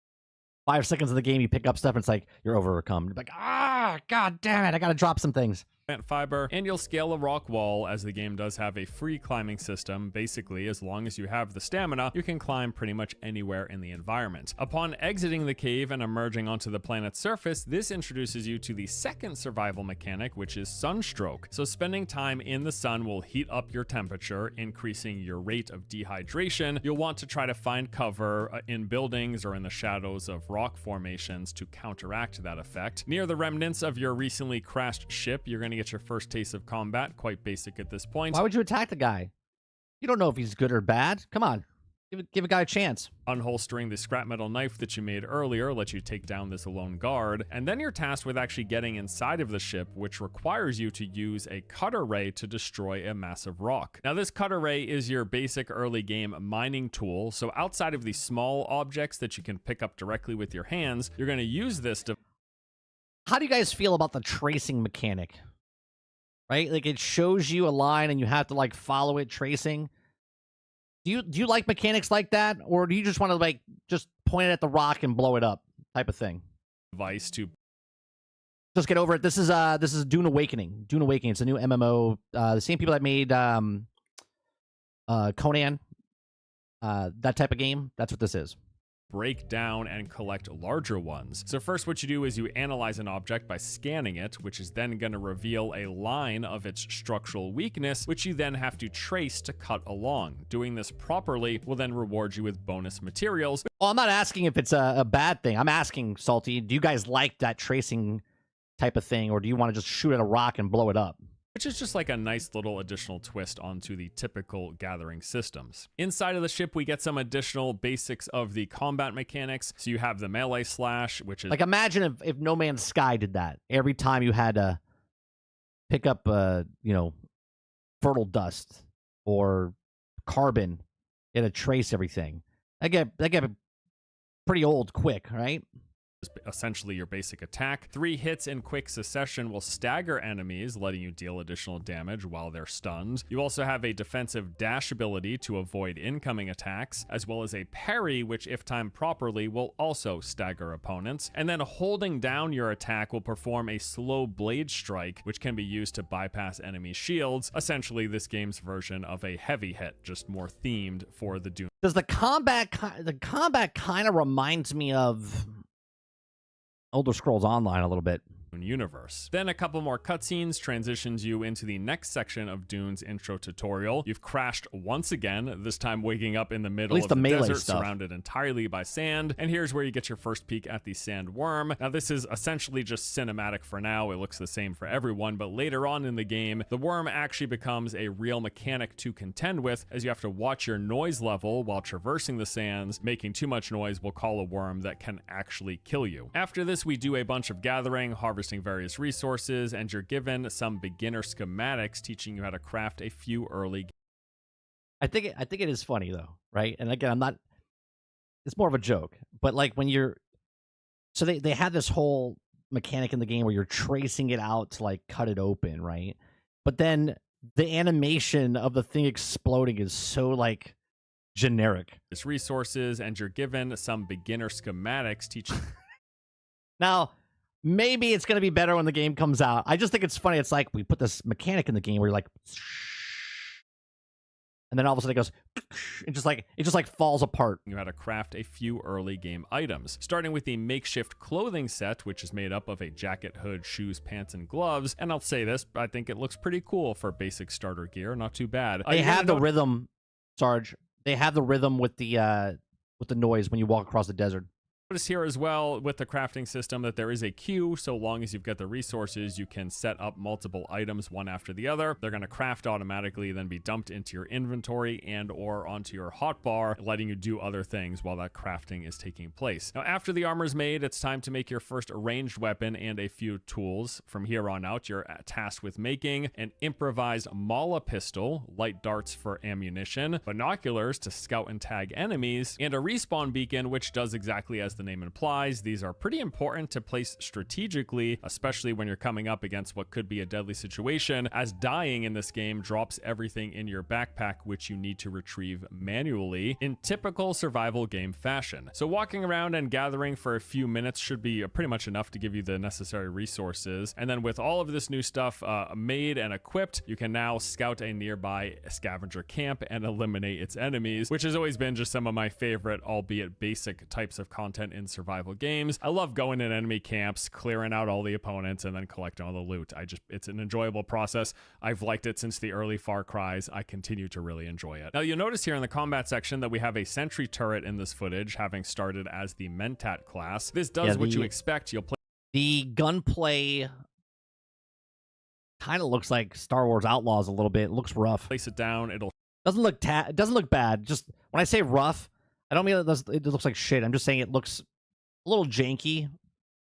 Shoot at enemies within range and in line of sight. After killing some of the enemies, we gain enough XP leveling up, and then at this point you get a skill point to spend in whichever tree you please. So every class has 3 sub trees, each with multiple active and or passive abilities, many of which even have multiple levels you can invest in. Now you can pick from whatever tree you please, even not as your starting class as you progress, because as mentioned, your Altern says, I can say it for you, 30. It looks like shit.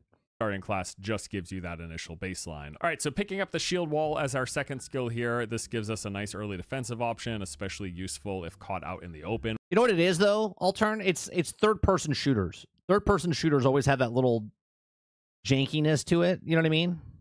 Without cover. After this, your next objective is building a basic shelter, which requires the salvaging of a whole bunch of metal. Now, while gathering and looking around for this, you'll. Now, I'll agree with that, Jones. So Jones said, I like the tracing as an optional skill check, like in Fortnite. You don't have to do it, but it speeds it up. So In this, you have to do the tracer, right? But I like what you're saying. Like in Fortnite, you can just smash an object and it'll break. But if you smash the object on the blue and keep on that blue dot, it does it faster, right? I like that. So maybe if you're slicing it, it opens it, but it opens up just a little slower. So then you have to do the. I don't know. I'm okay with the mechanic.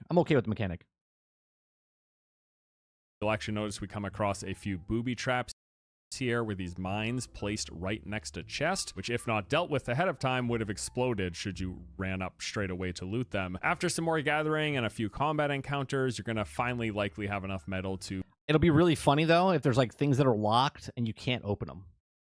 Even if you can just blowtorch everything open, they're just like, nope, can't do that this one.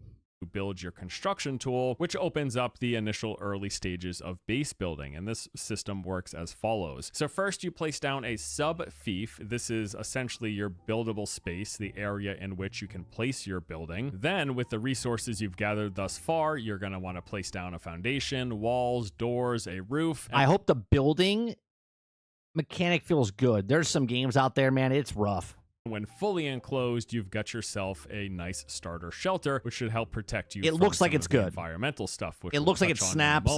From there, you're going to want to place down some of the initial crafting and refining stations, which will be used for the next tier of building. I'll be honest, this is right up my alley. I love games like this. Items and components, things that you can't craft in your on-the-go frem kit. So for example, we'll early on be building a small storage container, a fuel power generator, which is used to give your base an actual shield, and a blood extractor and purifier for an alternate form of hydration beyond finding water in the environment. Base building is pretty straightforward, but also seems well done. I don't need constructing a building to be overly complex. Right. I also like that they seem to have quite a variety of options for how you build your base, even early on in the game. I mean, the fact that you can toss up a building as big as what you're seeing here in like under an hour, I think that's pretty nice. With all the base stuff finished, we're then introduced to the game's magic-like system of spice-induced hallucinations. So on our way to our first trial to unlock this power, we actually get a glimpse of some of the game's dynamic weather. That's cool. This is what I was talking about, how you need an enclosed base. This comes in the form of these massive dust storms. You'll see here, you got this cloud system rolling in over the... If this was Battlefield, this would be the selling point to be like,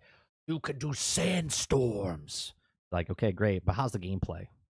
Battlefield would just pitch this to you. This is just a thing inside the game. The horizon, and with it comes a huge sandstorm that you have to take shelter from. Apparently, these storms will be dynamically rolling through the servers, moving throughout the open world on a consistent basis. It's just another thing for you to contend. Is it random or like 2 o'clock every day it rolls through?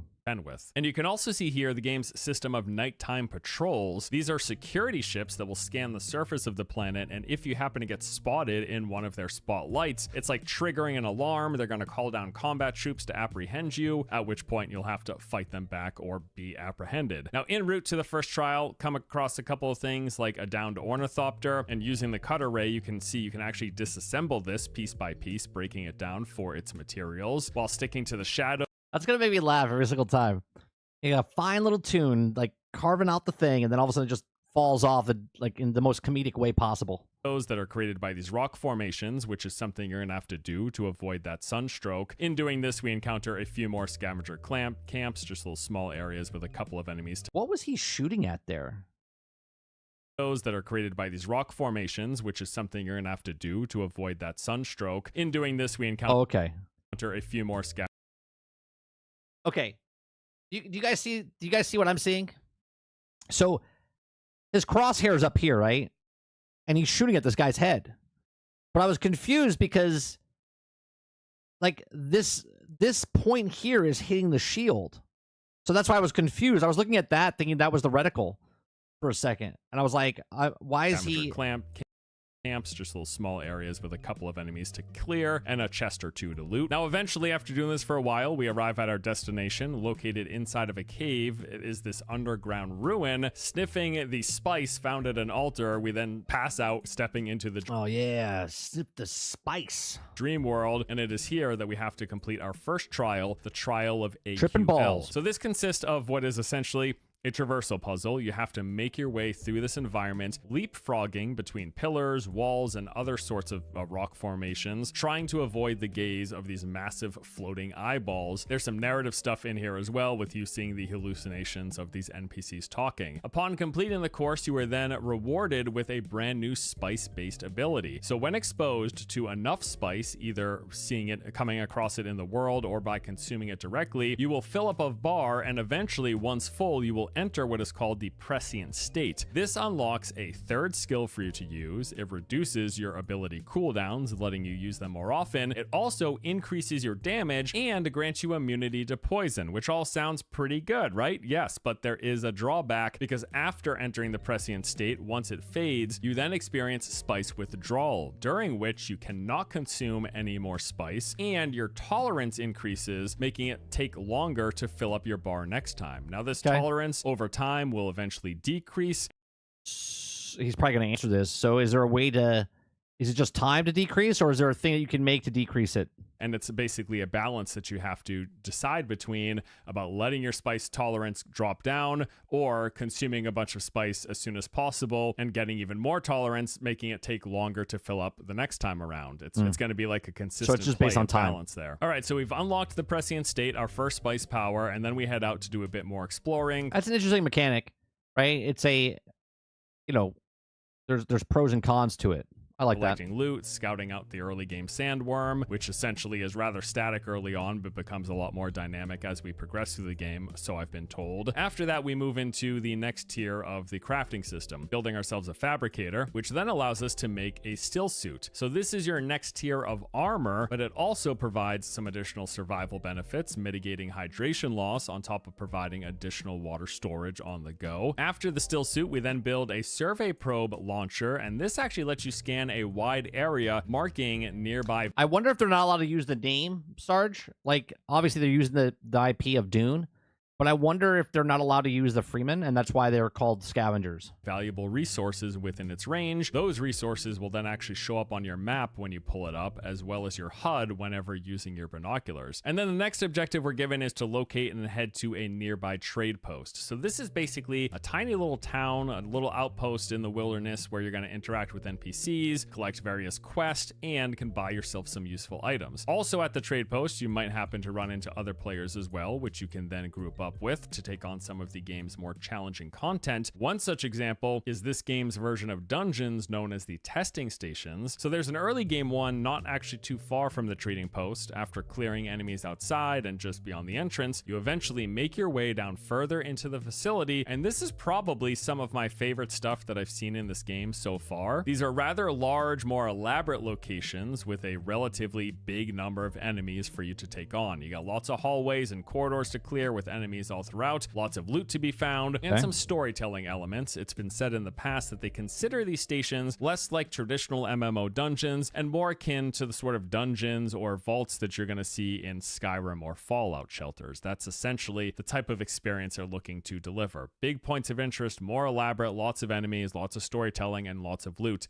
That's the whole idea. And yeah, this is some of the content that I've seen so far in this game that I really enjoy the most. I also really like the visual diversity that these offer, as they are underground and a lot of science-based stuff is woven into them. They essentially have their own ecosystem, which you can actually see that variety here with all of the tropical plants and stuff, which is a stark difference to all of the sands above. Other stuff I saw wanted to point out here was the placing down of a thumper in the sands that lets you call the sandworm, because again, I'm assuming, well, he said at the towns you can team up with people and go into the dungeons, but they'll probably make you, if you have no friends, you could probably, again, I'm assuming this, you could probably just pick a dungeon and then match make for that dungeon.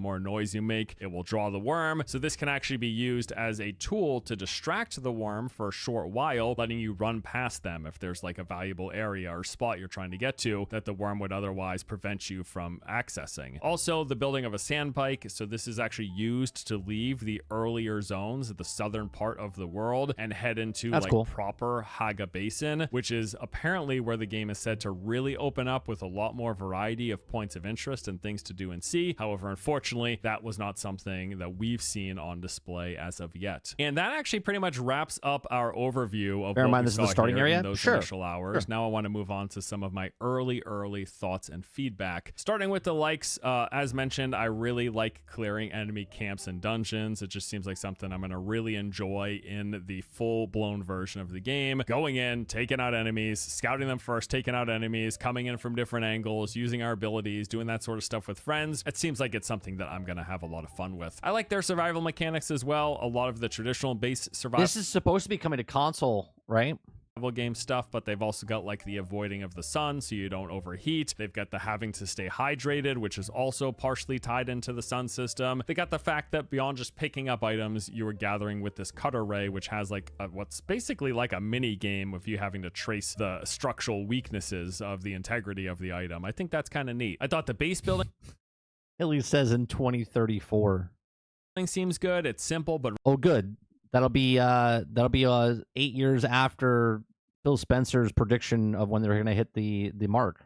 rather well done. I also enjoy some of the little twists and flourishes that they've made to fit a survival game into the Dune universe, like your Fremkit backpack, the still suit, replacing what is normally heavy attacks with a slow attack to pierce enemy shields, and some of the environmental threats like the sandstorms that roll in or the ever-present threat of the sandworm. That stuff is really neat. I also like the This Dune brought to you by Gatorade. patrolling security ships. That's really cool to see as well. And that the game has these different vehicles that eventually we're going to have access to, starting with the sand bike, eventually moving up to the ornithopter, and then some of the larger scale spice harvesting vehicles that we will eventually be getting. In terms of the feedback and the stuff that I think needs work, right at the top, performance. Holy crap. Early on, it seems very, very rough. As you have no doubt seen yourself watching this gameplay, performance is a major pain point as of now. Currently, it's actually my biggest concern. Like, if this game runs poorly at launch, that'll probably be enough to get a lot of people to quit. If it runs like this for me, I don't know how long I could stomach it. Like, I'm one of those people who literally gets seasick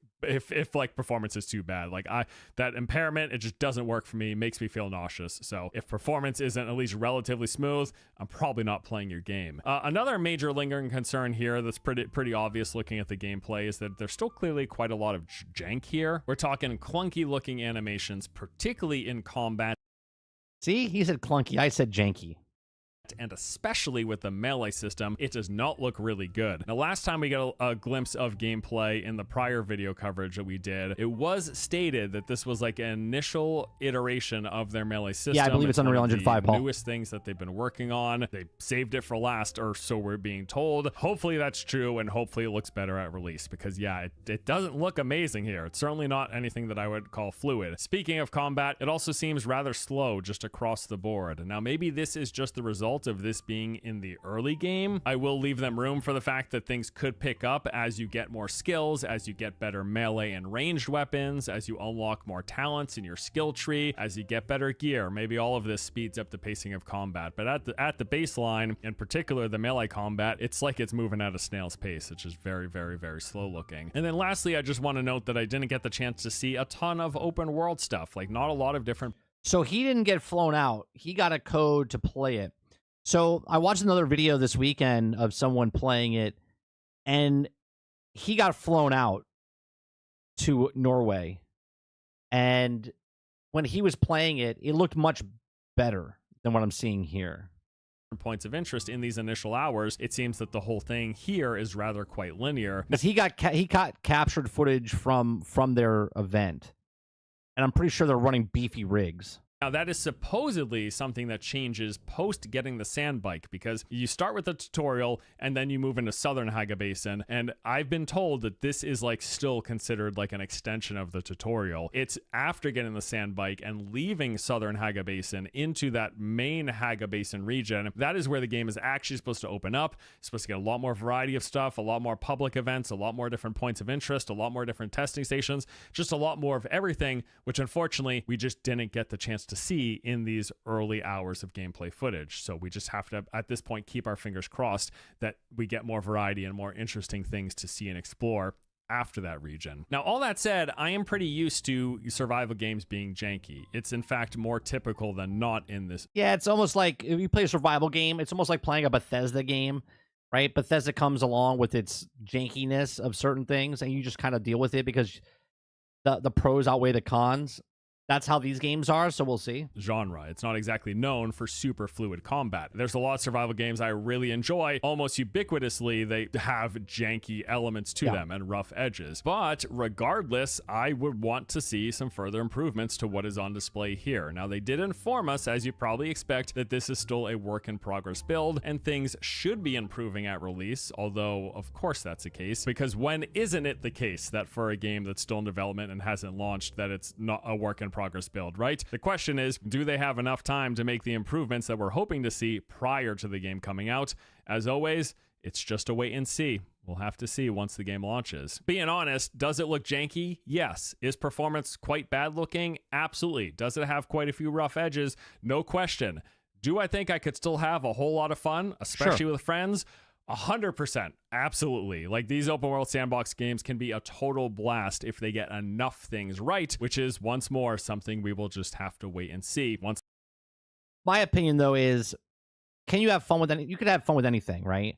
But if I have to have fun with a game and I have to have my friends with me to have fun, and the game itself, it's like, oh, this is broke, but I'm playing with friends, so it makes it better. That's not a selling point to the game. You know what I'm saying?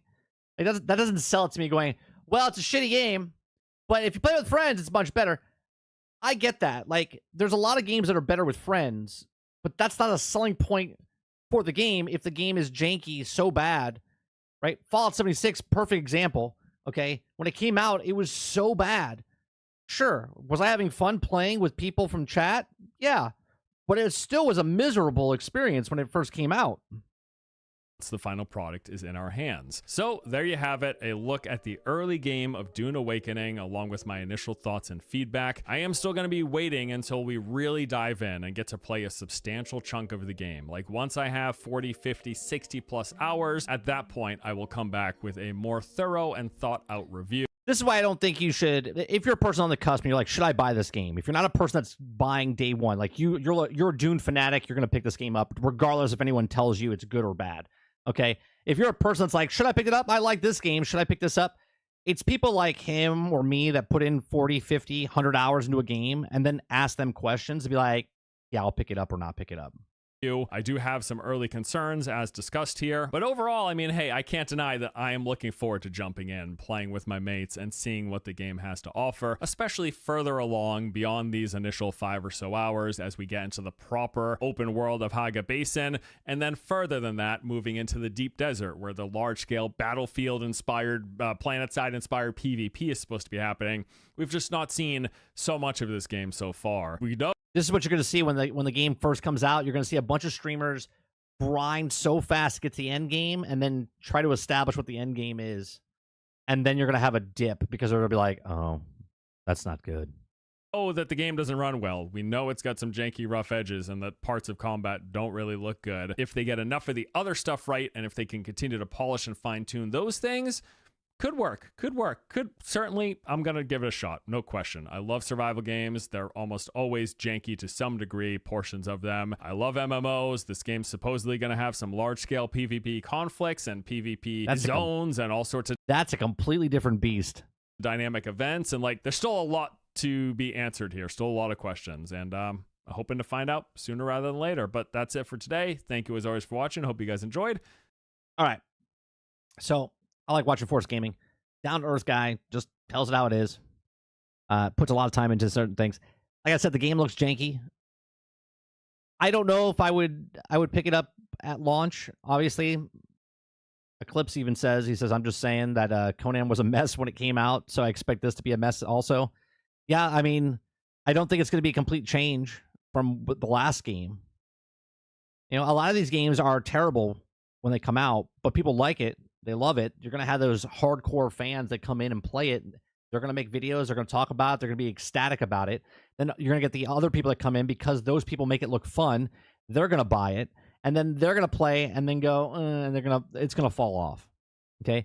Hopefully the game comes out and it's not janky. Hopefully the game comes out and it's a good thing because we've been following this game for over a year now. Okay. And the developers saying it's close to like a Star Wars Galaxies, that my ears perk up. If I was a dog, I'd be like, whoa, like, you know what I mean? Like I would be I'm interested already because of the systems inside the game are like the game I used to play 25 years ago. 23 years ago? 23 years ago. All right. Let's...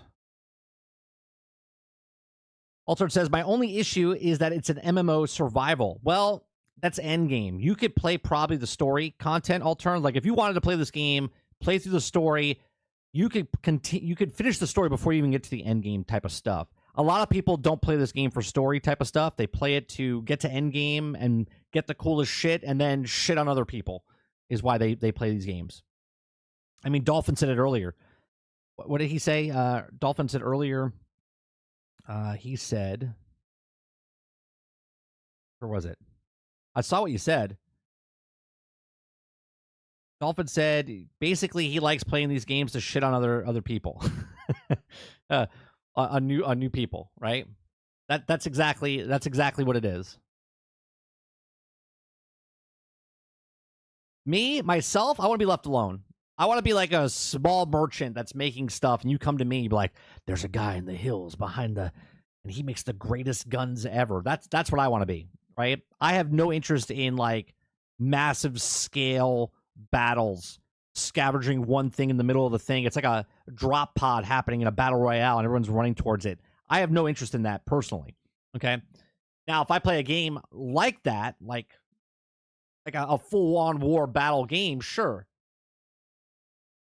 Dolphin says, oh, yeah, I got to troll the noobs, like killing the naked people on the beach in Rust. Yeah, no, I get it.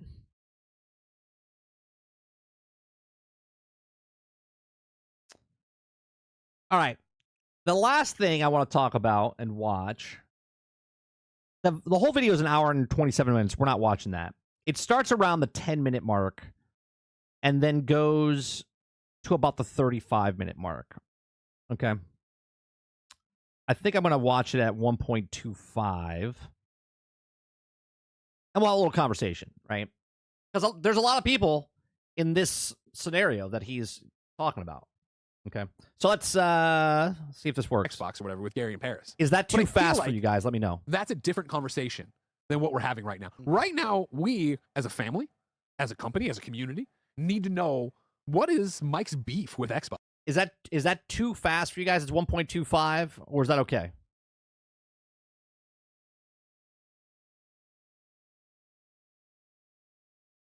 Cody says, in my opinion, we already are going to be hard to get people in the game due to being Dune. The restrictions that brings it, like everything that's saying, no enemy variety, etc. Yeah, we talked about this a while ago. That the desert, just surviving in the desert, might be a pain in the ass for a lot of people. Right? That's just the game, like the game itself. And then performance issues, jank, will make it worse. 100%. Good. Too slow. Put it at 2.5. We can't put it at 2.5. It doesn't go past that. All right. Box right. Wow. As a company. All right. So let me back it up to, I think it's like 10 minutes it starts. We're doing at the end of the week. We have similar to how we did last week. We did what's the predictor, or talk about the rest of the PlayStation 5's life cycle. We're doing one of Xbox or whatever with Gary in Paris. But I feel like that's a different conversation than what we're having right now. Right now, we, as a family, as a company, as a community, need to know what is Mike's beef with Xbox right now. Wow. Yeah, I mean... So those of you that don't know, Mike is a big Xbox guy. Greg is a huge PlayStation guy. And then I believe, I forget his name, on the far from me, all the way on the other side, he's a PC guy. He likes Steam. And I think Blessing, I think he just plays wherever. Yeah, I think they all play wherever, but they all have their preference. I think Blessing is also a PlayStation guy, if I'm not mistaken. this is kind of like a venting Andy, session, thank you. like dated out, because over the past couple of months, over the past year, Xbox has been in a different place. Xbox is moving a different direction. And some of us are totally on board for that. We see the future of the business. We're happy for the business. We're happy with that. But also there's players out there, maybe similar to myself, that have to make a decision, have to kind of start looking at the future of where do I stand as an Xbox player or just a gamer itself. And I'm a little worried about where. Okay. I've never had this mentality like this, ever. I buy the games on the platform I like. Doesn't matter if it was Sega Genesis. Doesn't matter if it was Nintendo. Doesn't matter if it was Apple IIc. Doesn't matter if it's PlayStation or Xbox. I've never had this mentality, right? So I'm coming from where I'm at. I've never been a person that's been attached to a box, okay? The only reason right now that I have an Xbox is because when this generation came out, okay, one, this is the first time I've ever been a father, okay, when a gaming generation came out, okay? So the only reason I have an Xbox is because it was the first thing available, because if you guys were here, when PlayStation and Xbox both launched, they were impossible to get a hold of, okay? You couldn't get a hold of a PlayStation 5. You couldn't get a hold of any Xbox. And the only one that came in effect was the S. And the S was available, and I was like, you know what? I'm going to pick it up. We cover games. That's what I want, okay? So I picked up the S, and I justified it because I was a dad. Still am, okay? And my son was just starting to play games. And I was like, you know what? I'll pick up the S, and then I'll get another Xbox, if it was another S or an X, so I can start playing games with him, right? And then obviously Game Pass in the last 5 years has become a much better thing than it was 5 years ago. So as a father with one kid that's starting to play video games, that's why I'm on the X right now. But before that, I've owned every single system known to man. Where I am right now. And Oh, so, no. you know, I want to start off by saying I am very happy and I'm impressed with the vision of what Xbox is doing business-wise. Okay. But as a player now, I've battled with this, Bless, for the past couple of It months. sounds like a breakup. Do I? It does sound like a breakup. It does sound like a breakup. He's like, I'm having issues. I don't know what I could do. Am I invested still in this ecosystem where I should be buying the next generation of Xbox? Or with the moves that they've been making with their first-party titles, Andy, should I move on to buy just a PlayStation? I can only buy so many That's a hard choice. Eh? If you're in one ecosystem, right? If you're in one ecosystem, then that is a tough break, because if you move now, if you're an Xbox and you move over to PlayStation, you got to buy all those games over again, right? Same. If you're on PlayStation, you come over to Xbox, you have to buy all those games over again, and you're missing some now, right? Because you don't have those first-party titles.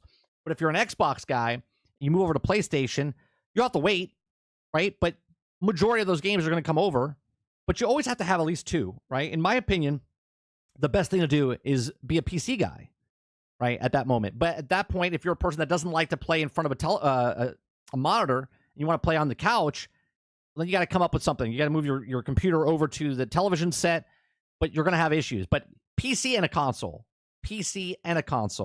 and it would make sense to own a PlayStation and have a PC, right? Or PC and Nintendo. consoles because, as you know, my bank account is low. Yeah. You know what I mean? So you can't just keep buying things. Or am I just a dedicated PC player? I also have to look at myself and say that. I have to look at Greg's like, don't do that. myself and say, Dude. am I a dedicated PC player that gets the benefits of all the worlds? Because Xbox is going day and date. PlayStation's clearly showing their hand that they're going to start putting. Well, it's different pixel count and stuff, Sarge. It's much more clear on a monitor. A lot of television sets you can turn into it, but they're still off. A lot of brands anyway. More and more first-party titles on PC. Is that the best But place like to your play? PC is an Xbox. But exactly. But my problem is, Bless, is I have this worry that we're putting all these Xbox first-party titles over on PlayStation. Should I just be buying that console? Am I too deep into the Xbox world that I can't get out of this because I've spent thousands upon thousands? Right. If you can't afford, you only can buy one. If you're an Xbox guy right now, going on to the next console, just make it a clean break. Right? Just make it a clean break. If you're an Xbox guy right now and you're keeping your Xbox, and then the next system, like we're talking about the next Xbox or the next PlayStation, make it a clean break. If you want to go to PlayStation, then go to PlayStation, because then you know you can go to Xbox Game Pass, or you can play your games on the PC. Well, if you don't have a PC, if you only have a, well, you can have a TV, or you can play still the Game Pass games over on your. I don't know. It's a hard decision. Thousands of dollars in this. Like, if you had asked me 7 years ago, should I just buy a PlayStation? I Yeah. would have said yes anyway. Yeah. Like, I feel like this has been a thing that's been going on for a while. Not Xbox putting their games out on other platforms, Yeah. but like, But it's bigger than that, Bless, because this isn't just. I feel like, obviously, I know it's a show, and they're all having a conversation. To me, it doesn't seem realistic the way they're talking to each other. It's like this is scripted a little bit. Do I go to the other ecosystem, which will eventually have my games? This is. Will I forfeit my Xbox Live name? Am I going to have to become a DualSense user? Like, it's a culture change. But It's- is it sacrificing your Xbox Live name because of the PC? You're going to be still Snowbike Mike. You're going to still Right. be using all the Xbox stuff over there, yeah? But I Well, a just. lot of the games come to Steam. And unless I'm using the Xbox app and using Game Pass, This is such a specific thing for each individual. Do you know what I mean? Do you know what I mean? Like I said, like you asked me earlier, I think Kraken asked me earlier, would I get a Steam Deck or Steam machine, whatever? Console, no, I wouldn't because I have a PC. But if I had a Steam Deck, I wouldn't get that either unless I was traveling. And because I would travel, then I would pick it up, and that would fit my style of gaming. which sometimes doesn't provide enough value. Am I still using that Xbox? I mean, I do ecosystem? like how over the time it has become more and more clear, and they are doing I would say a good job of just kind of being more and more transparent with it, where when all these talks were first happening, it was like, ooh, is there maybe going to be a game to come over? Ooh, man, they're kind of hinting at some stuff. And That's another equation, though, dog. You're not wrong there, right? I've talked about this in the past as well.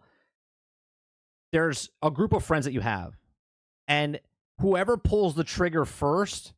But I even went farther with this. If you are the alpha of your group of friends, if you decide to purchase an Xbox, then your rest of your friends are going to follow you with Xbox. If you're not the alpha guy and you bought the PlayStation, and then the alpha in the group bought the Xbox, or vice versa, everybody else is going to go towards that, and then that person that made the wrong choice will either have to trade it back in or buy the second machine. You see what I'm saying? Like, this is a thing that happens, right? Even when me and Sarge talking, it's like, where are you going? Like, when they first announced PlayStation 5 and Xbox, I actually called him and said, I'm going to buy an Xbox because it's in stock. And he said, okay, right? He wanted to know, where are we going? Like, what are we buying first? Are we buying PlayStation or Xbox? Because you have the money, you want to buy a system. Where are you going?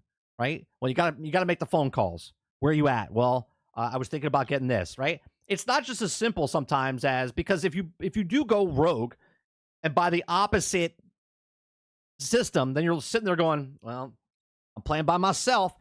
Now, fortunately, there's a lot of cross-play games, and you can play anywhere you want. If you're on PlayStation, you're on Xbox for third-party games, right? And now it's just Phil Spencer being like, it's not smart for us to keep all of our games only on one console. That's not the move for us. That's not our future. So I like that it's out there more. And I do think that, yes, your PC will now be. Jones says, noted, Sarge is the beta. Become your Xbox. Your PC will be the place where you are playing these Xbox exclusives. And buying the hardware for you would just be like an extra thing to kind of have an extra piece of hardware somewhere around in case the PC version releases and is broken as shit, or No, that never happens. yeah, for sure. Please. Yeah, it's a weird spot, but this is the future for you now, Mike. Does Andy? I mean, I'm jealous. I'm saying this statement because I'm jealous. Does he just wake up and not brush his hair? Because, I mean, I don't brush my hair either, but I don't have hair. You know what I mean? Like, I'm a little jealous that he doesn't take the time to brush his hair. Is the handheld enough? Absolutely Is not. the handheld the thing that keeps me in this going, I'm going to buy that? Right? Yeah, but Sarge, I had a PlayStation and a 360. Your Steam Deck. Steam Decks and This all is the this other problem. stuff. Absolutely not. All characters and everything else aside, right? Like, I'm so excited for the Xbox handheld. By the time the Xbox handheld gets here, it will be lapped by whatever the next Steam Deck is, whatever the next ROG Ally is, whatever we were talking, or the things yesterday in the headlines and this, that, the other. Paris came on, and he was like, Xbox is going to go make an OS, Steam OS. So they're going to be all over these things. It's like, if I can get that experience on those handhelds already, why would Did you hear what Greg's saying? Did you guys miss what Greg is just saying? Let me back it up just in case you missed it. Okay. will be lapped by? I'm so excited for the Xbox handheld. By the time the Xbox handheld gets here, it will be lapped by whatever the next Steam Deck is, whatever. Right? It's like, why even make a handheld Xbox if the other ones that are already in the handheld market will surpass that?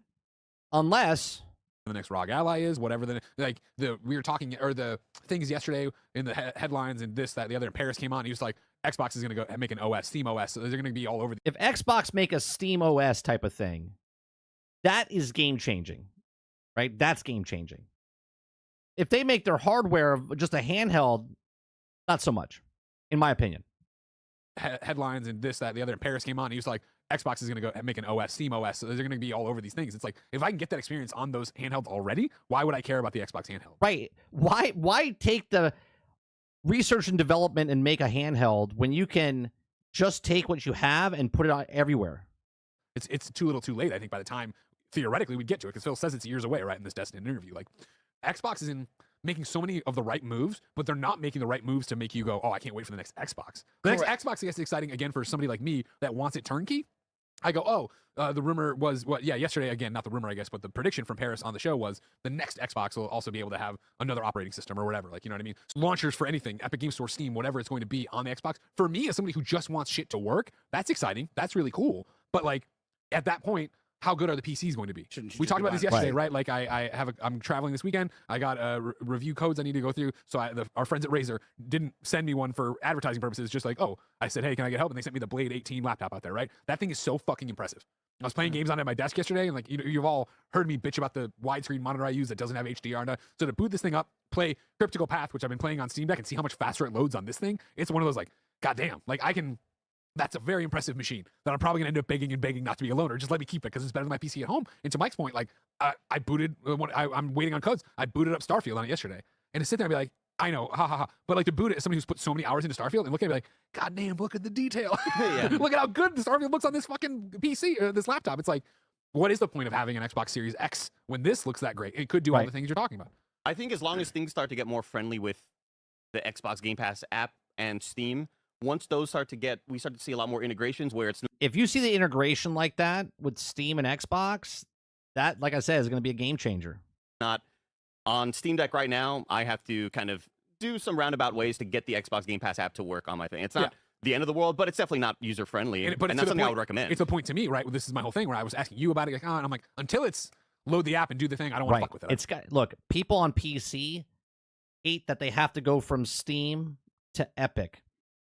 You're not going to a different machine. You're not doing anything different. You're moving your mouse cursor from one shortcut to the next to open up a launcher, and they're like, nah, I'm good. I'd rather ask about getting a laptop to travel with to make sure I have a better experience than what the deck would be when so many of our review codes are not optimized for Steam Deck. That's where the ROG Ally would kind of come into place, or come into play, where the ROG Ally would work like a PC, where you could just open up the Game Pass PC app, or you can open up Steam, and you have all your games there, and it's a more powerful piece of hardware, but a little bit less, I guess, streamlined, right? That's my thing, is like, that's where I think an Xbox handheld comes in and gets really exciting to me, because I own a Steam Deck, just got an ROG Ally last week. I booted up, it boots right into Windows, and I'm like, okay, I'm gonna have to watch some YouTube videos to figure out how to set up. I would love for this to boot up right into an OS as opposed to booting up right into, like, you know, something where I'm gonna have to like figure out how to get me. That's what you have to do, right? If Xbox can make it convenient where you don't have to think about it, it just opens up, that's where you win. You know, get the games I want to play and make it easy to get to those games or whatever. If it was just an Xbox handheld with an Xbox OS, I think I'm at the point where even though the ROG Ally, even if we're calling the ROG Ally like the top of the line as far as what it brings as far as power, right? It's more powerful than this thing. But if it's an Xbox handheld and they make it an Xbox games or whatever, if it's a Steam Deck and they have it integrated where it's just super simple, that's a smarter business model. Deck, let's say in this scenario, it's more powerful than an Xbox handheld. I think I still lean toward, actually, I think I might prefer getting an Xbox handheld just because I'm getting the OS, I'm booting right. When's the last time you guys bought an iPod?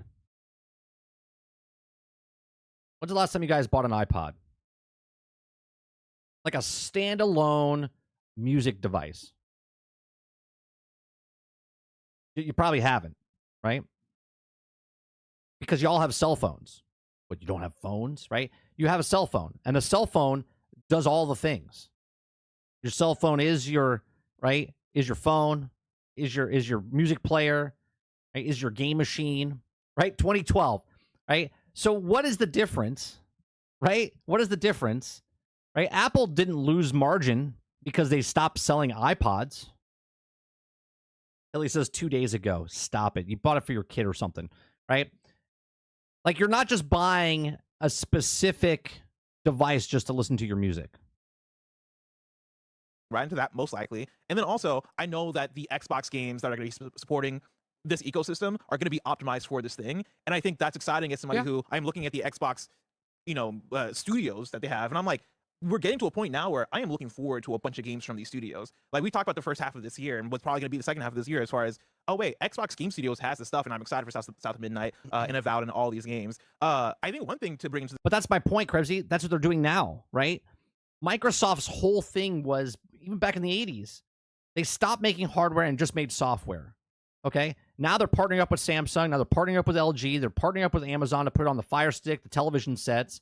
Like, why would they do something different to make the hardware for a handheld? Now, I get it. They might have a handheld, but it's like, why would you purchase that handheld over another handheld if I can play their stuff on that device? It makes no sense to me. This conversation, I've noticed it from hearing you talk, hearing Greg talk even, right? Of you guys talking about why should I care about the next Xbox? And that still sounds anti what Xbox has been establishing as what they are marketing as Xbox. I don't view there being. If the next Xbox, here you go. If the next Xbox comes out, minus the handheld, if the next Xbox comes out, it's a set-top box, it's the regular system, and you can play your Steam games on that box, that's a win. Okay? That's a win. Not if PlayStation can also do it, that's not a win. Okay? If Xbox comes out with their next system and they have Steam on that box and it's Xbox, that's a win for Microsoft. Being a next Xbox. I think there might be a new Xbox hardware or a new Microsoft hardware, but I don't think they're looking to sell 100 million units of the next Xbox, like, whatever it is, right? Like, I think it is, hey, no, we are looking for. Is not that a PC? Gamer, yeah, no, that is a PC, but what I'm saying is, look, Steam, there's rumors that Steam wants to make a box. A console. Why? Why? Why do you want to do the research and development to put that to sell that when people that play Steam games are on PC, they're trying to open it up, right? But if Steam is smart and just takes their operating system and puts on Xbox's next Xbox whatever, okay? Yes, it is a PC, but people don't want a PC. And the people that are on PC don't want a console. The people that want a console, that want to sit down, but they don't want a PC, but they want to play their Steam games on there, that's what it would be, right? They've already tried this before. Steam had a Steam Link where you could hook up the console box to your television set and play. For user base. So if Mike is playing on PC, we are happy with that, as long as he's playing Xbox. And I think that's the thing that matters way more, is like, I'm excited about the ecosystem. I'm excited about getting an Xbox handheld. If we get to a place where Xbox has like a little streaming stick, like a little Xbox Roku thing that costs $50, $100, like, as long as we keep building on that, for me as a player, I'm like, yo, this. What did he just say?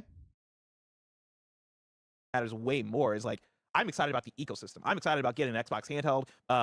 If we get to a place where Xbox has like a little streaming stick, like a little Xbox Roku thing that who talked about that?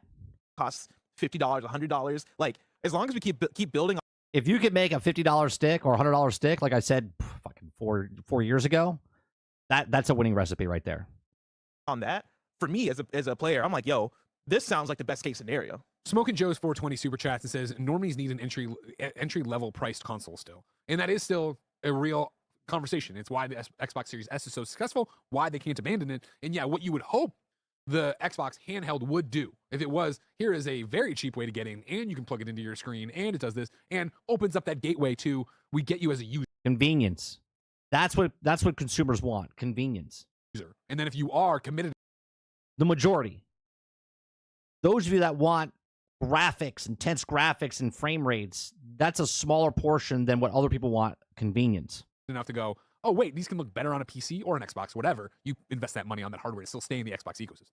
Yeah, Bless, I'm with you with the games, right? I think there's a two-part conversation going on here. I'm all in on the games. I believe in the first-party studios. I like where they're going. Some games won't speak to me, but there are a lot of games that do, and I like the idea of Game Pass giving me those day and dates. But the issue is we're halfway through a console life cycle right now, and we are unclear of what is next. Is it a true console? Is it just a handheld? Will he look at me and just say, hey, we built a PC? It's like, well, I already have a PC. So I guess I'm looking at it now. It's like, am I making that jump of I'm going to commit to buying an Xbox console the next generation around? Or is this the time of, hey, I have alternate paths of my PC. They're going to start streaming on my TV. Do I believe in that? Am I moving away from that console? And I feel like right now, with the uncertainty of I don't see it in front of me yet, I don't know where I stand on buying the next. I can't say I'm confident in buying the next.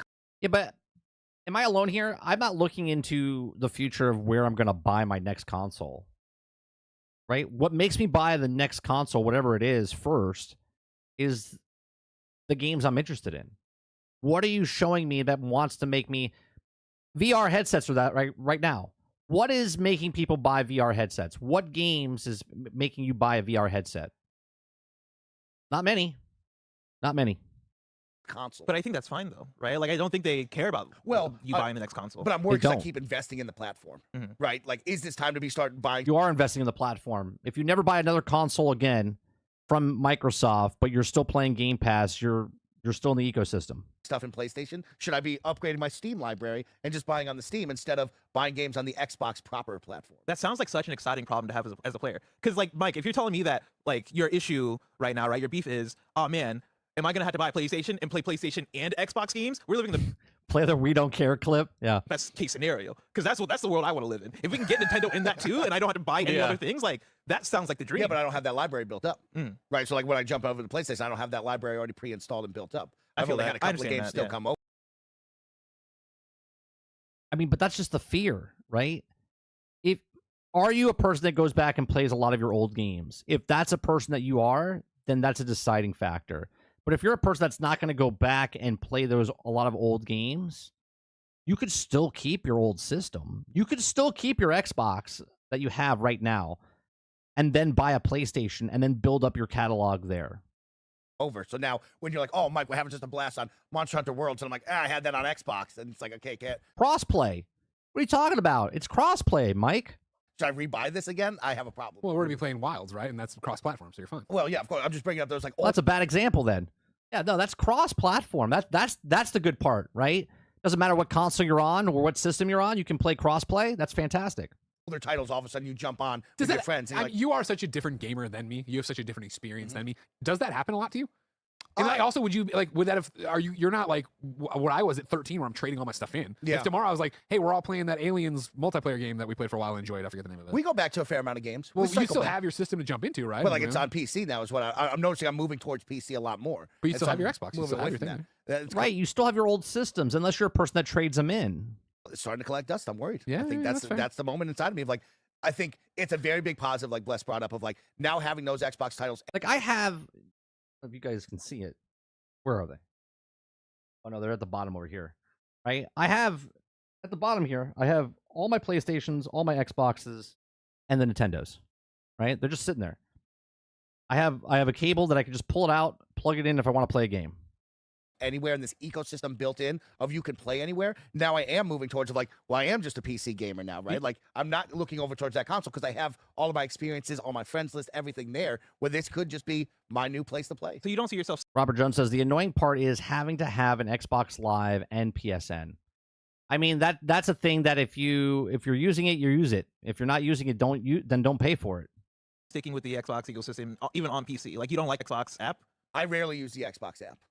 Only if I want to really take the benefits of Game Pass, then I would use the Xbox app. But I would say 99% of the time, the first click I always do on my PC is the Steam. Yeah, I'm the same way, but you know, opening it recently when I was downloading Ninja Gaiden 2, That's the thing, Sarge. A lot of people are hard up on that. They have to own the box. the sort of re-release on Game Pass. One thing I really love about the Xbox app, they got that time to beat. You could sort games by time to beat, which is really cool. We need more of that. And also the future of Xbox would be super bright if I could buy an Elite 2 fucking custom mod shop or whatever the hell thing without the little black handles. I'm tired of the you grips. don't like Mike. the rubbers. Get Yeah, rid of the you don't like grips. the The, rubber the grip. damn rubbers Yeah, keep yeah. falling off, man. Feels better without a rubber. It does. Sure does. I can't tell you how Tell many me. times I've just torn through those controllers. My controller at home The right now bumper's already always feeling breaking. They're gonna say you tore through rubber. I was like, when you said it. it. And so yeah, that's the fun, exciting part of my world right now with Xbox changing and evolving. You kind of look at it as a player of like, where do I go, Bless? Should I be just jumping on a PlayStation console so I can get the best of both worlds? Should I stick on PC knowing that PlayStation games are coming over there as well? Xbox is there day and date. You can take advantage of the Xbox app, and I just kind of move away from the console. It's hard to believe that because since 13 years old, I've been buying the original Xbox and the Xbox 360. Do you think we can get and there Xbox with One. PC? Because I think I fully understand what you're talking about now, right? As far as like ecosystem and reasons to stay there. Yeah. Because I think I always viewed the solution to that is, well, your ecosystem is still on PC, right? But I think the Xbox experience isn't there yet to be like, this is my home on PC. I'm with you that as soon as I boot up my PC, for a video game, I'm automatically. I've never had buyer's remorse on a electronic device, right? Like I don't buy a television set and then someone buys a television set later down the road for cheaper price and I'm upset because I paid more money for it, right? Like if you had your time and you enjoyed it for that time, then what's the problem? Right? That person didn't have that console for 2 years or 3 years, and you did. Now you bought a used one, and then you can get into the library. You can buy used games, right? You can buy. There's ways around it.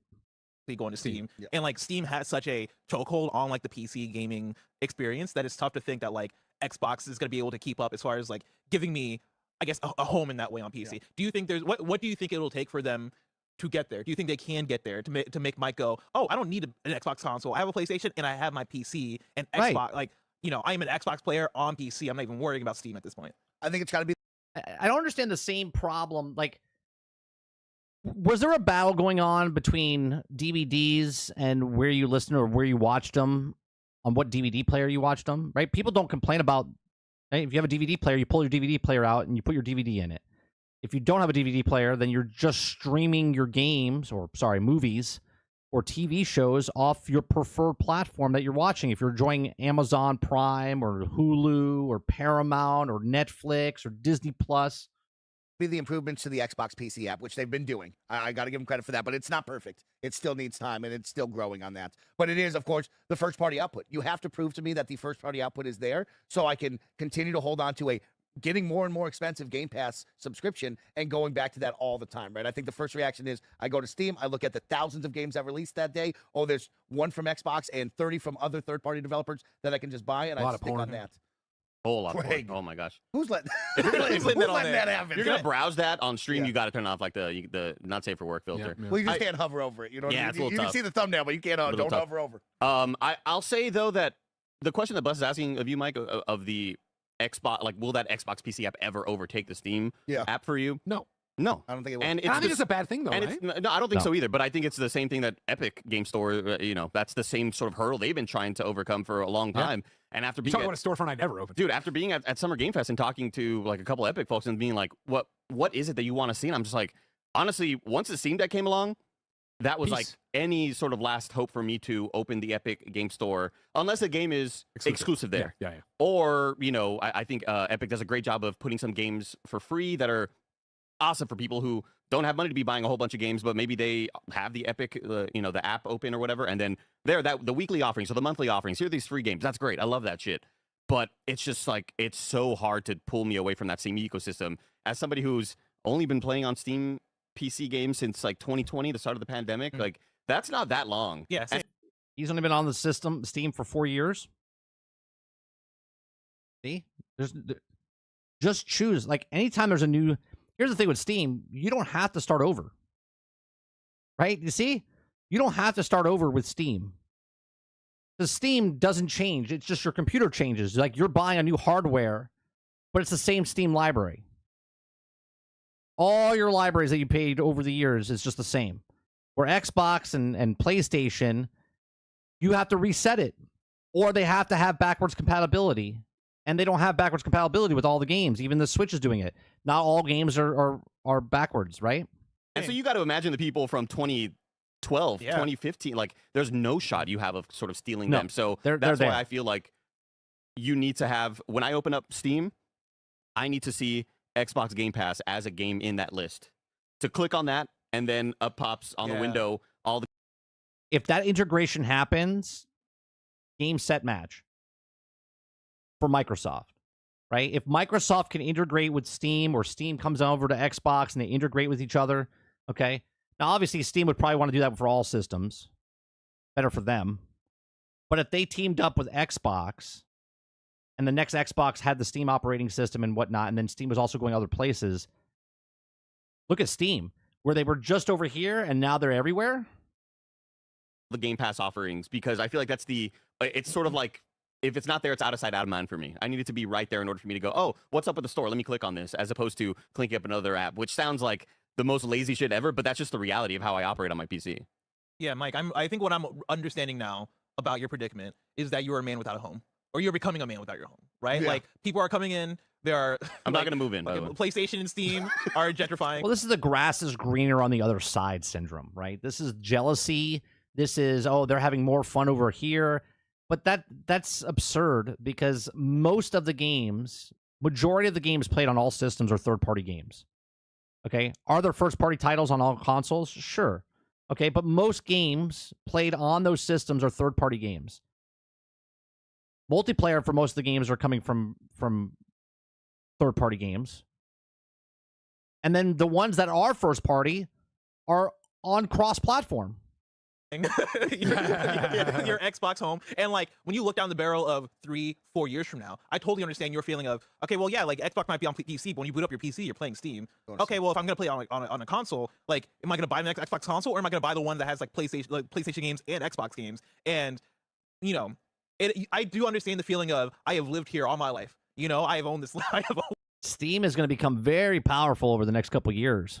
Into this property, like, I grew up here, and now y'all are coming through, and fucking, I don't know, big tech corporation wants to build a big office here, and you're forcing me to move out because I look at my home and it's like, do I want to keep putting money into this home when I can save money and go over here? Like, that's the exact predicament that you're in right now, and I totally understand where you're coming from. I'm not ready to take the jump either, Blast. Yeah, I love that console. I love that ecosystem. I like pressing the button here in the ding, jumping in, seeing the homepage and navigating just like I would, knowing everything, and it's just like, where in 5 years, where am I going to be on this? Is it smart to be continuing to invest in this, or should I just become a Game Pass guy? Every now and then I get it on Game Pass, I'll jump in and play a couple games, but I'm investing all my money in. Not a smart. I mean, it's not a smart move. If you want to jump ship and then only play Game Pass when they whatever game you're interested in that comes out, smart move to me, right? Buy the other system. You still have access to the other one, all your games unless you trade it in, and then if a new game comes out, pick it up. Into Steam or over on PlayStation. I'm just buying games there. I turned that son bitch on. I'm like, where's the Apple TV app? Where's the Netflix app? It's just my media machine. Started Severance last night. Season 2, by the way. Finally started season 2. No spoilers, but like, watch episode 1. All right, we're off to a good start. Back. We're off to a fiery start. Can I tell you my dream scenario, right? As somebody who, of course, came up, played Nintendo and then played a lot of PlayStation, right? Like, to this day, my home console is probably my PlayStation 5, followed by my Nintendo Switch, followed by Steam, which I've been playing a lot on Steam lately. Played First Berserker Kazan on Steam. I might play the whole thing. Oh, interesting. What drew you to Steam for it? Say again, sorry? What drew you to Steam for it? Oh, because of the demo. Isn't it? Demos everywhere, though, right? I would say he's probably in his late 20s. Right? Oh, is it? Demo is on PlayStation. but check this out. This is one of those things so where mind share, the demos are on well, PC. I had the the homie Jasek, who's always often in our chats. I was like, I'm not seeing this demo on PS5, and I remember posting about this years ago, where you go to the thing, you have to click the three dots to then go to the demo. Why the fuck isn't it the first thing you're seeing? So that's another my whole thing, another complaint. I mean, that complaint exists and persists. And last night when I was like, all right, Mike told me to get back on Silent Hill, I download Silent Hill with my Portal, right? And it's like, cool. It downloads the Silent Hill bonus content. I'm like, what the delete, go in, delete. And then I got home, or I did it from home to do it to the work on. Same fucking thing. I'm like, God damn, we're both playing. Delete. If I'm actually doing the power rankings right now, Steam is actually above Nintendo. I'm using my Steam way more than This is from their podcast or YouTube channel, Robert Jones. It's called Kind of Funny.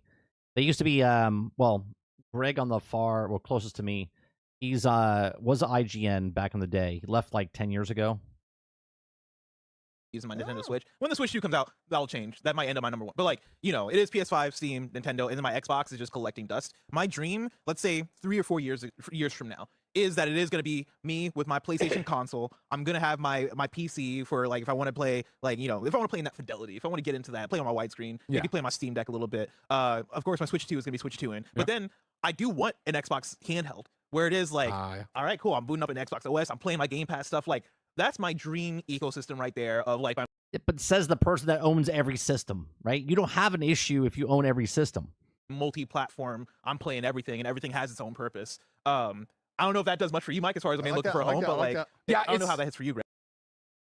Blessing doesn't have a family, does he? He doesn't have kids or anything like that. He doesn't have a wife. I know Greg does. I don't think the other 3 do. Right? Your whole mentality switches completely when you're a bachelor and then when you have a family. Greg, as far as where do you see right now, I'm so excited for where we're at and where we're going. And of course, it's because, my home, the PlayStation, didn't abandon me like Mike's home abandoned me. They kicked him out. He's a man with no country. He's over there. He's big boss. No, for me, like, obviously, as somebody who time is, as long as anybody's listened to me or known me, it's been dominated by PlayStation because that was my beat to report on, right? Like, that's just inevitably been that way. So nowadays, when people come through and like, oh, do you want review code for this game? And I'm like, yeah. And I look at the game and I'm like, give it to me on Steam. Does it run on Deck? Give me a Steam Deck code. I love that like, I'm finding those reasons to use these things I've bought, right? Like, that was my big moment. I'll never forget sitting at the kitchen table hovering on buy the Steam Deck. And Jen's like, just buy it. And I'm like, but what if I don't use it? Like, I'm gonna be so mad if I spend $800, whatever it was, $900 on this stupid thing because I bought the biggest one. If I get this and I never fucking use it. And so the fact that I use it for games independently on it, I do so much cloud streaming on it for Starfield. Like, I love that ecosystem. I love the fact that I use it. I love that is my PC. Like, I have a tower at home that we've had for kind of funny stuff and yada yada. And if I need to do something hardcore on it, I'll do it. But having the deck there and like being able to plug it in, which I rarely ever do, but This sounds so like first world problem. You know what I mean? They're like, just go over to my other system 2, and then if I don't like that, just go over to system 3. You know, I just got this code here, and I do this, and I'm just like, must be nice. have in the past. Like, I love that can just be my PC. I'm excited for whatever the Deck 2 technically would be, right? I know we did the OLED in the middle there, but whatever the next iteration of that would be, how powerful it can be, what the battery could be, like, I will be a day one buyer of that. I will buy that and be excited for it. I do hope in this. So, anyways, right now, before I get to the future, right?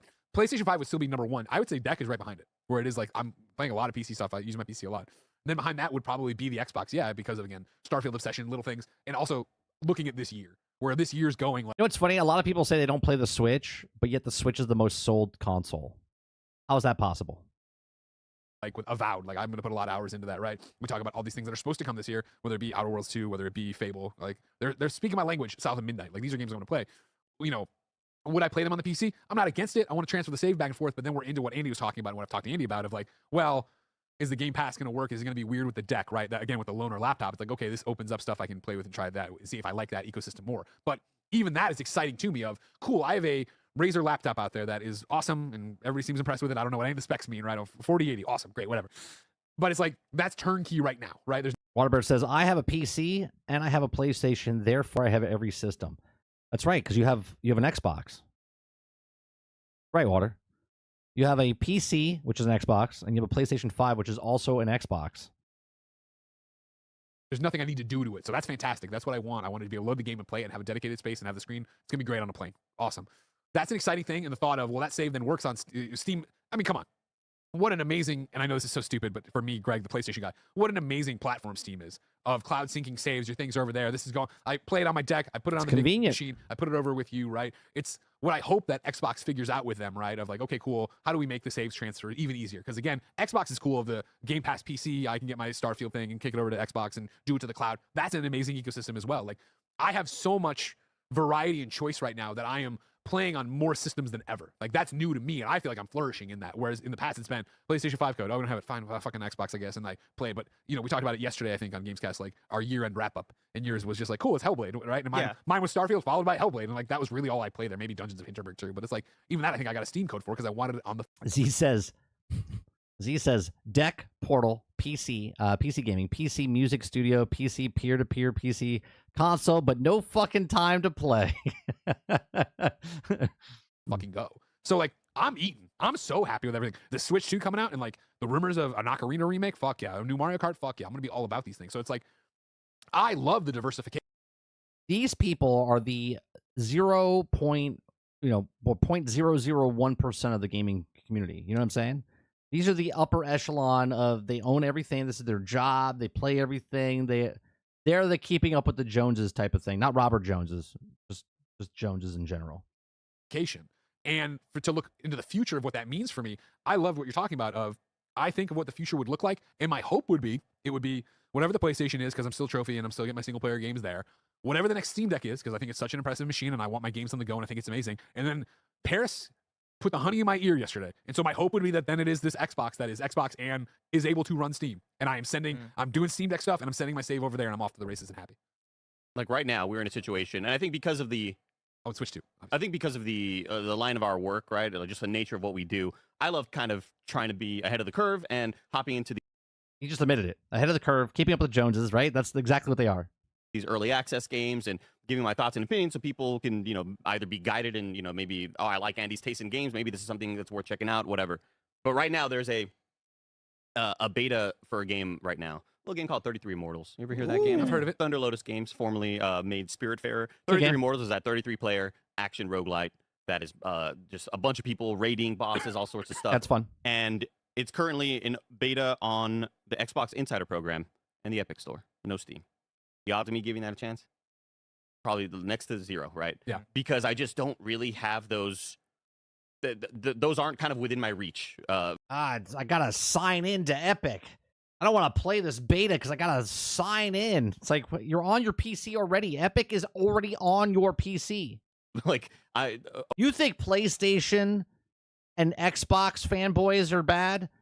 The Steam to Epic, it's on the same system. It literally is just a move the cursor from here to here and then launch different games. And they're like, nah. opening up the Epic Game Store does not sound like something I want to do for this. And I probably don't know my password. And I think my password is through my PlayStation Network account. Don't even start it. And I just like, if it was on Steam, easy download. Do you see? You see? Convenience, man. If you can figure out the convenience, you'll sell billions of devices. Just not there right now with the Epic Game I Store. learned when we were streaming the Fortnite like Valorant mode. That's when I learned that I had a second. Or no, it was when we were playing. Oh yeah, it was the Valorant mode. That's when I learned I had a second Epic account. I was like, when did this happen? Everybody's got two. You know what I mean? Sometimes you just gotta have two. He lost his Epic account and was like, I can't do it. Does he have 3? I want to give you some super chats before we Lay get it out on here. me. What Before we the get out of this, hell? I still want the previews, Mike. I sent you. Where'd you go? Vegas? I went to LA? Vegas. Fucking Jesus. Over here, okay. Koba in the super chat says, "Isn't it unwise for Xbox to be asking for potentially 3 SKUs when Xbox game sales are lowest? Waste for devs." I don't agree. I think the SKU thing is interesting, and like we're talking about the S, but I think as soon as they say, "Cool, the S is just gonna be the cloud machine from here on out," like the old stuff, obviously, but clouded up there. I think again, you're just trying to give people, whether it be the S, the handheld, the X, whatever the new thing would be, just trying to give them entry points into this. Let alone again, this screen is a fucking Xbox, which I think is brilliant. It worked on my cousin who got an Xbox Game Pass and is super into it.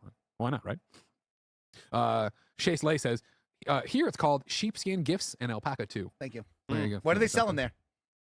Nico says, my worry is Xbox's rapidly changing strategy. Yesterday, Bless asked, why do people keep asking Phil the same questions about red lines? It's because the Because they don't listen the first time. That's why.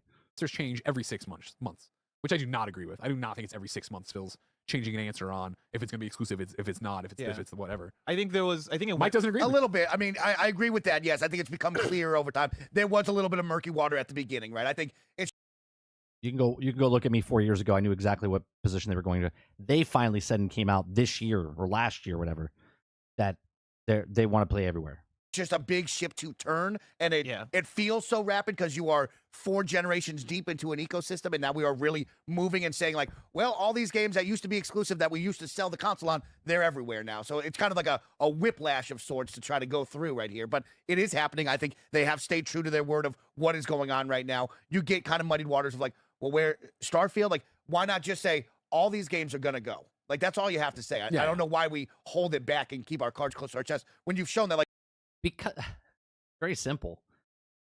If they say everything's coming and then it doesn't come, then they broke their promise. But if they don't tell you anything and then tell you little bits and pieces are coming, because some might not come, then they're safe. Like, I don't understand why people are so confused by this, right? A lot of channels out there will just be like, everything's coming, Xbox, everything's coming. That might be the case, but that's not official because they've said what's coming, and the stuff that's coming is coming to other platforms. But not everything is coming, right? They can pick and choose what they want, and that's why they're doing what they're doing. like these will happen. Halo is coming to PlayStation one day. Gears of War will come to PlayStation one day. Yeah, And you just haven't heard that. And And I don't know why this is a big thing, okay? Halo has been on multi-platforms for 2 decades. 2 decades. it still feels whiplash. I think that sometimes. last statement he said was kind of all you needed to hear of what I said at the beginning of the show is it's not in our best interest to keep to 100% say that a game will not go somewhere else. Like, that's not in our business plan. That's not smart business for us. Where, yeah, I kind of agree where, like, I don't know, it felt like a year ago that it was like, no, you buy Bethesda to sell your console. You don't put those games elsewhere. Like, You never said that.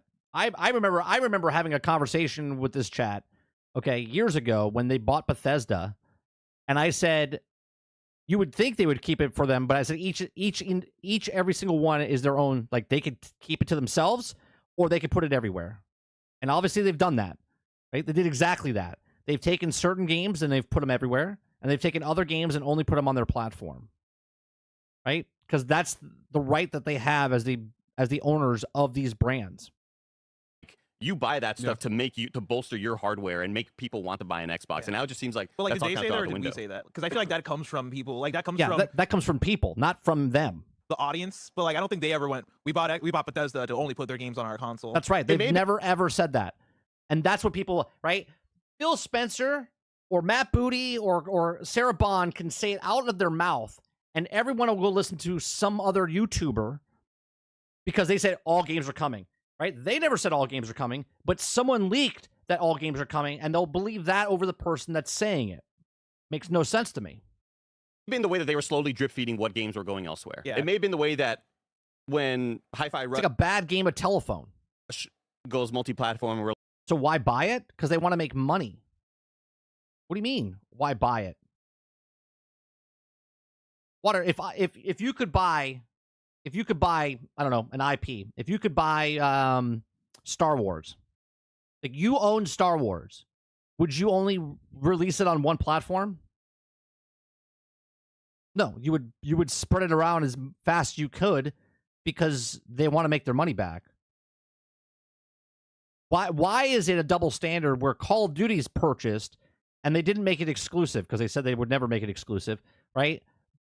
It's okay for that, but they could just pull that and say it's only an Xbox exclusive. They wouldn't do that. They want to make as much money as possible. like, oh, so it's going to be these types of games. I see Xbox, and it wasn't just those type of games. I believe if they were the first in the consoles war and bought Bethesda, they would think differently. Well, there's a big difference here. Your statement's easy to say, but if they were first in the business, if they were first in the market, they wouldn't be allowed to buy it, right? Do you understand? They wouldn't be allowed to buy it. The reason they got Blizzard is because they were last. That's the reason they got Blizzard. If they were first and they wanted to buy Blizzard, it wouldn't have gone through because then it would have dominated even more. That's the difference.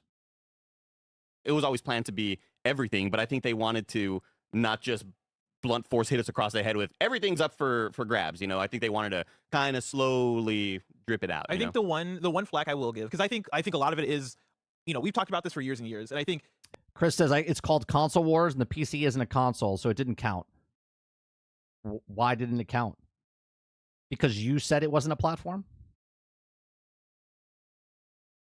Halo PC isn't a big deal compared to Halo on PlayStation or Nintendo. The big three don't include PC or Steam Store. Right, conveniently, because they got to move the goalpost.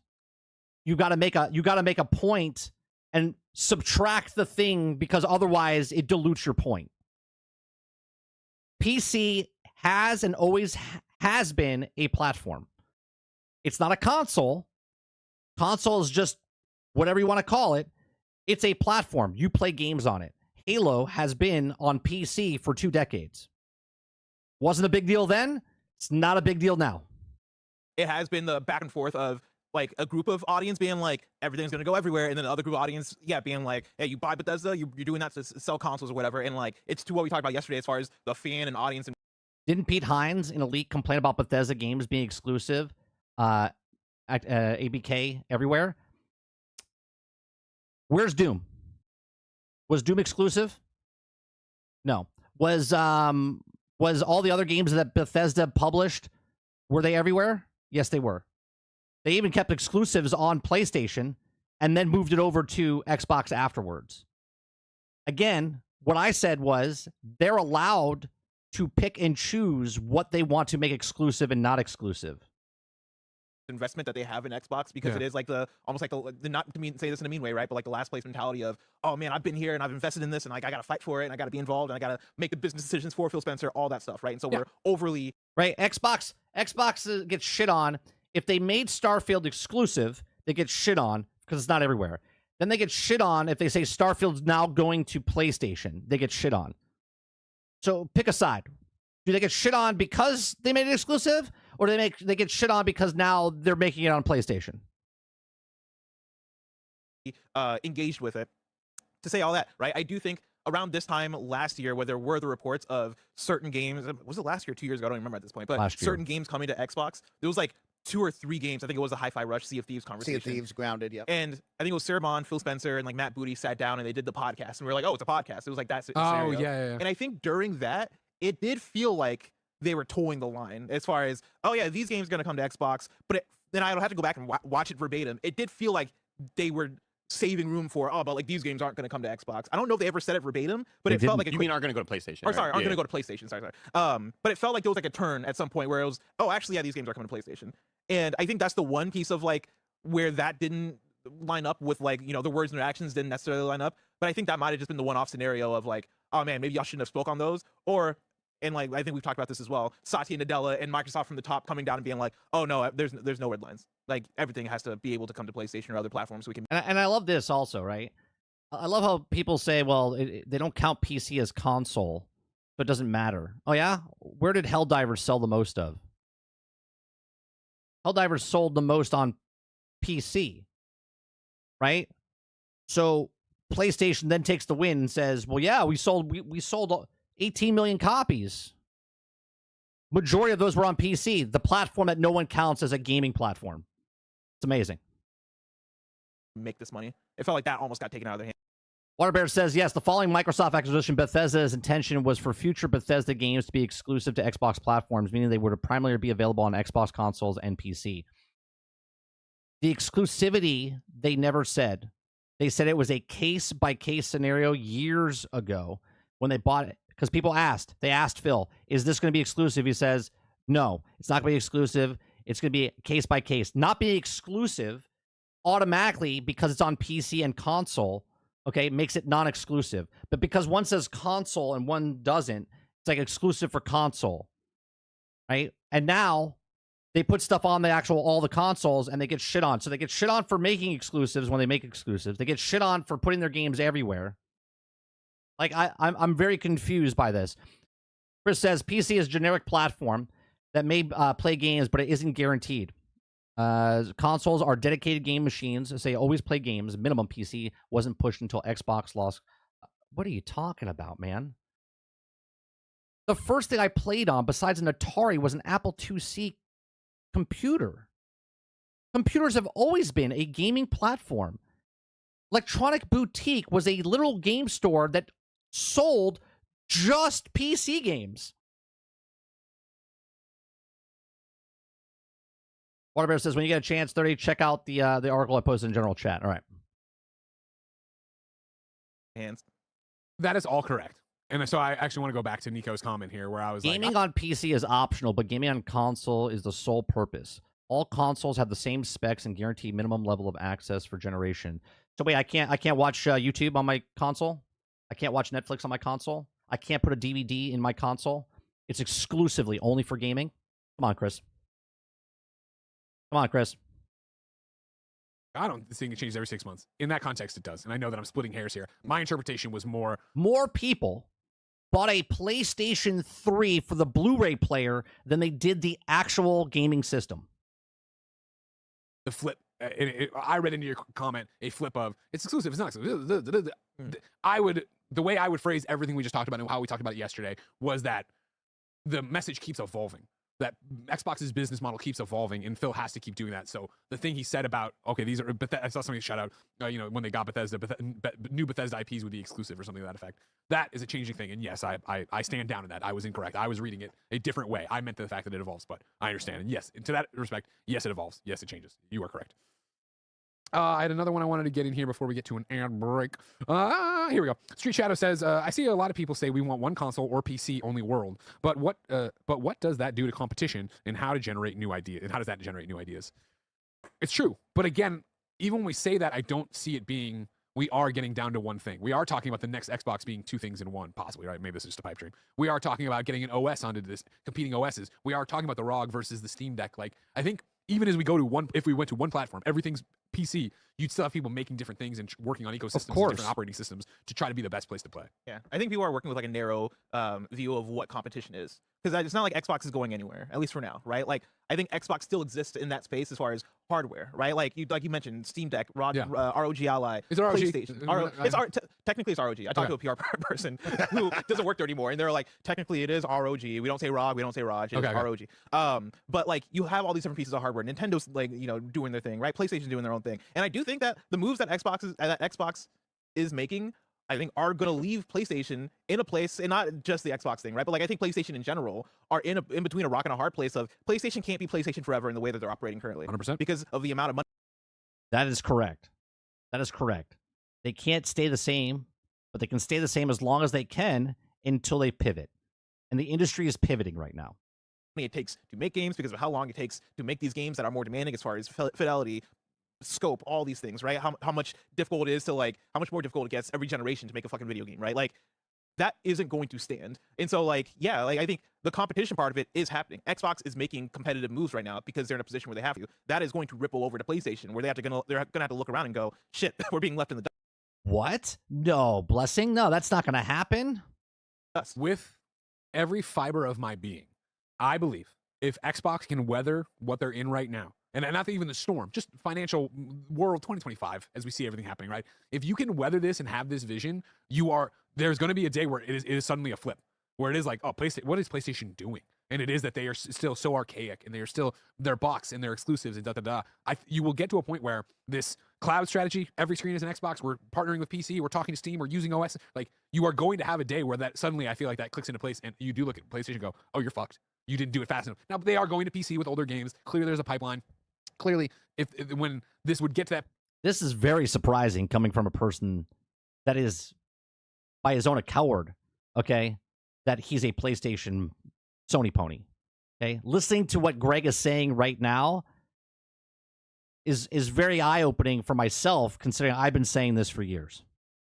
At that point, they could flip a switch, for lack of a better term, and be like, cool, yes, our exclusives are coming to PC day and date. But even then, it would be the thing of, cool, hopefully my Xbox thing that boots on the side can do it, right? Because that's what we're talking about. You're talking about what Paris is talking about of having a dual booting Xbox, that suddenly I can play Spider-Man on my Xbox. You know what I mean? Like, that's an exciting proposition. When PlayStation would have to inevitably give up the ground or open up streaming or do whatever they do, then your Xbox would be doing that as well, which is a very fascinating.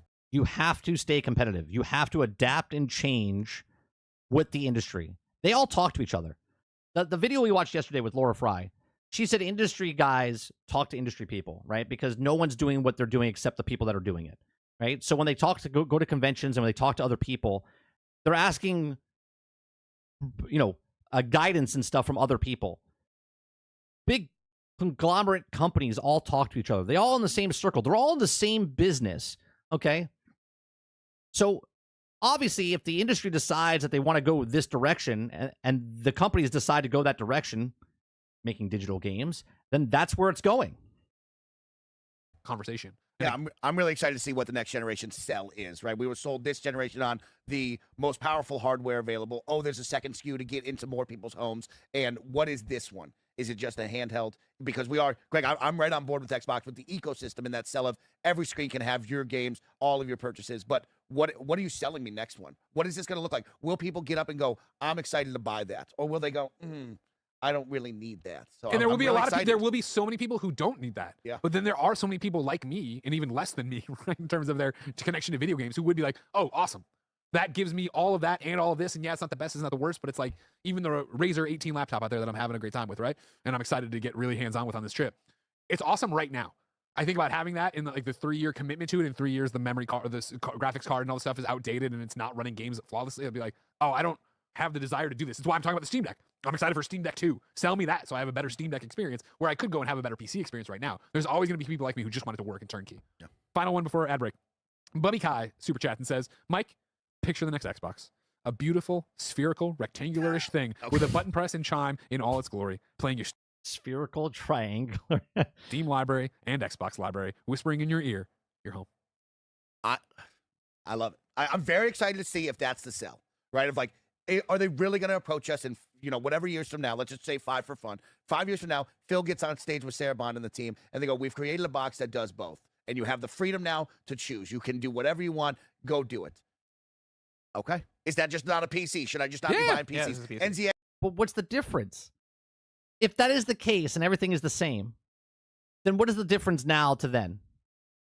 Just now you have to buy a PC or get Game Pass, or you have to have 2 consoles. So now they're going to have 1 console. And let's say the console costs $1,000. Okay? What's the difference? If you have to buy 2 machines to make $1,000, or buy 1 machine where it's more convenient for $1,000, right? There's no difference. Instead of moving the arrow from here to here, from Steam to Epic, or push the power button, it's the same. is just I- selling PCs by the wayside that are the exact same as this. Is that really going to be that much cheaper than an NZXT pre-built computer? Well, but it would run Xbox natively, right? Well, Xbox app on PC is already doing. But you already don't Xbox like that. stuff. You don't like that. Well, that's what I'm getting at. It's like, are you just not selling a PC now? And Like- are people really that excited about? Can I that? ask you a question? Tell me. Do you think it is possible for the next Xbox console to be the least selling Xbox console of all time, but also at the same time for Xbox as an organization to be more successful than they have in the last Yes. two generations? I think that's what they're setting themselves up for. Yeah, I think that's Right what they're here, going right for. Yeah. I think that is Like, the I next think move. I think we have to prepare handheld. for the next console to just not sell Yeah. as much. That's like- 100%. I think that's going to happen. 100%. Yeah. Yeah. But The Wii U didn't sell well, and yet Nintendo's still here. it'll be like you're mentioning from a user base, from an install base, we have this many daily active users on the Xbox Game Pass app or whatever it may be. That's going to be where their big success Yeah. is. All right. Well, speaking of a big success, So there you go. It's always have a 2-year behind technology compared to PC. That's the difference. Game console, no matter what, will always be behind PC in terms of sheer technology and power until it becomes a PC. Water, right?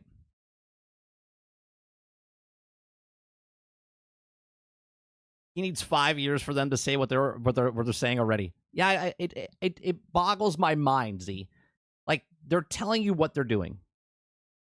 Okay? They're telling you what they're doing, and yet no one wants to believe them. Okay? My head hurts for learning nothing. The only thing I learned out of this whole thing is that people are lazy and they want convenience.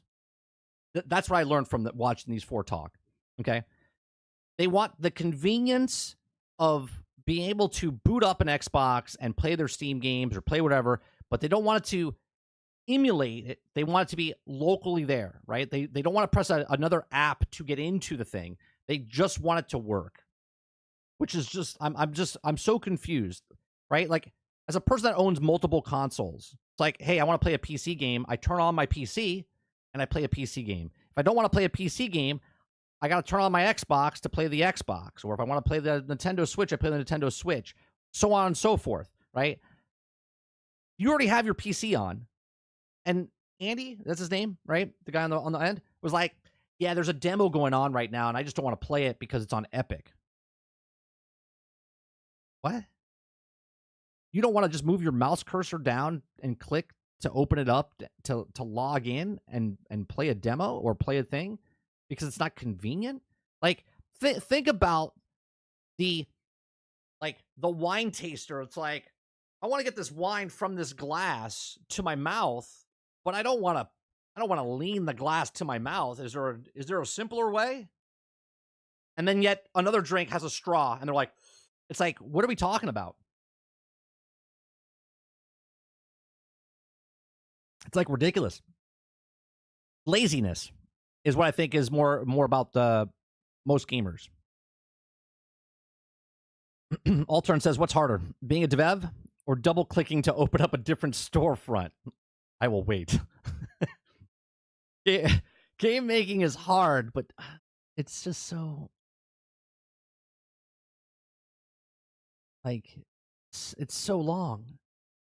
Then I gotta double click. Like, how hard? Right? I don't even know if I have Epic on my screen right now. Let me see. Do I have Epic Launcher? I don't have the Epic Launcher, do I? I don't. I don't even have Epic on my account. Okay. But I have a lot of things next to each other. Okay. To imagine that it's like, oh my God, it's just so difficult to go from here to here. It's just inconvenience. Well, sorry I got brain dead from the last video. I heard him start talking about stuff and the situation. I figured a lot of people, are stuck in whatever ecosystem they're stuck in because they don't want to buy all their stuff back over again, right? That's the biggest thing. Hence why Steam Deck didn't work, because you had to buy the games that you already owned, and that was the downfall of Steam. Not Steam Deck. What did I say? It's Steam. What the fuck was the Google one called? Not Steam. Stadia. Jesus. I'm talking about Steam. Now I'm confused. Stadia failed, not Steam. Stadia failed because of you had to buy all your games over again. And that's why Stadia failed. Okay. Very good. We played Destiny and stuff when it was out. We tried it. We're like, wow, this is actually really good. Right. But then you had to buy all the stuff over again. And everyone's like, I'm not doing that. That is the dumbest move ever. That was the downfall for them. He says, imagine this guy playing the new Dune game. I had to cut the line. Had to quit. I wanted the resource. But following the line was too much. You know, Hilly, you're not wrong there, right? People will actually complain that they'll do something 1,000 times, but if they have to do this thing once they don't like, they'll be like, I'm out. Just the way the brain works for some people. Hence why some people like Minecraft and other people don't. They're like, I'm not knocking down a goddamn tree.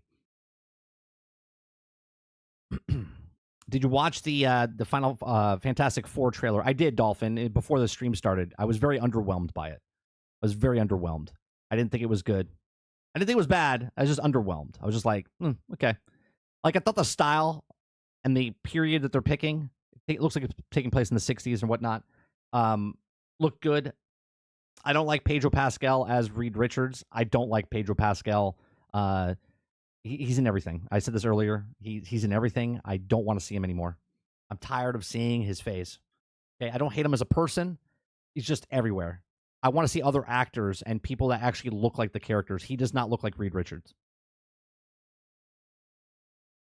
It looks like they put him in the role because they had a contract with him and they needed to do something with him, and they're like, we'll put you in this. Yeah, the thing looked weird as well. He says Reed Richards having his wife console him because he sounds like he's having a bad day is starting to be a bad trope in these movies. Yeah. Honestly, I thought Vin Diesel was going to pop out and say, it's all about family. It's all about family. Krebsy says, I personally think Microsoft should just say, fuck hardware, scrap the handheld, don't make a PlayStation 6 competitor, just put games and Game Pass in as many places as possible. But they are doing that and also making a handheld or also making a console, Krebsy, right? They want to fill that void for people that want to still buy the console, but they're also still doing everything else. I said that earlier, Gamer. I said I think he looks the most like a comic book, like the comic book rendition, but he does look weird. There was a shot that they showed. He just looked kind of strange. Overall, I think it looks better than the last Fantastic Four movies that we've had. Like I said, I don't think it looks bad, but it didn't sell me on it, and it was underwhelming for the first trailer. But we'll see what happens when the movie comes out.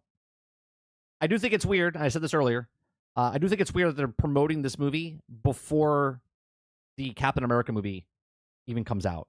Usually they advertise as much as they possibly can for the movie that's coming out, which is coming out like next week, okay?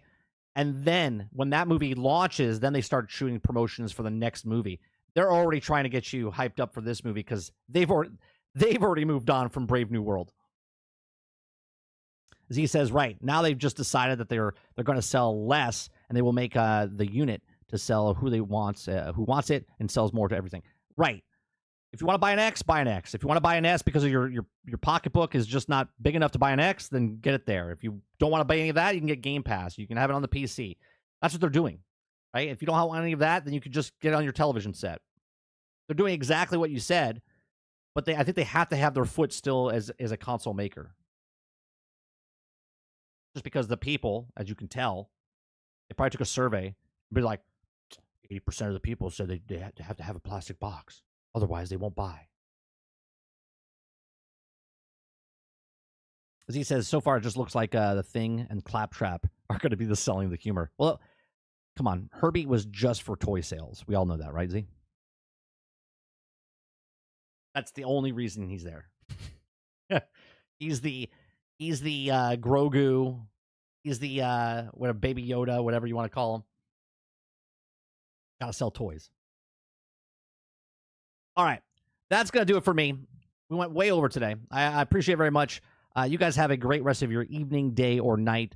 Check out some of our other videos that we do. We do uploads, we do live streams, we do gameplay, we do podcasts, lots of different stuff. Tonight, we're going to be playing some Battlefield 1 over on our gaming channel, 30 and Still Gaming. So check that out at 8 p.m. tonight. Battlefield 1. Anybody who wants to play, come on by, hang out with us as we play that. Other than that, hit that like button, hit the subscribe button if you'd like to go above and beyond that. Become a member as little as $5. And you guys have a great rest of your day. Peace.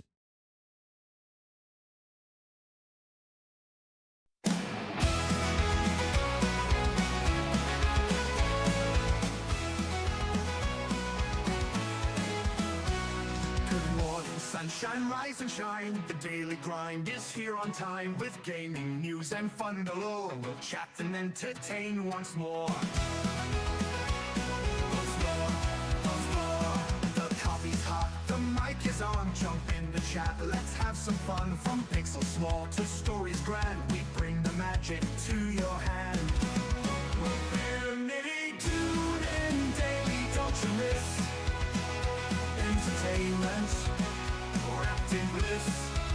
From new releases, tips and tricks, the daily grind, your morning fix. Controller ready, headset too. We've got the updates just for you. From late night streams to morning plays, we cover gaming all the ways. Controller ready, headset too. We've got the updates just for you. From late night streams to morning plays, we cover gaming all the ways. Laughs and news, our winning blend. The show with you, our dearest friend. Comments rolling, chats alive. The daily grind, 5-star vibe. Tune in daily, don't you miss? Entertainment wrapped in bliss. From new releases, tips and tricks, the daily grind, your morning fix.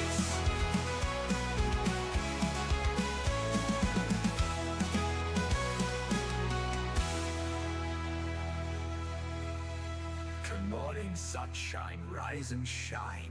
The daily grind is here on time with gaming news and fun galore. We'll chat and entertain once more. The coffee's hot, the mic is on. Jump in the chat, let's have some fun. From pixels small to stories grand, we bring the magic to your hand.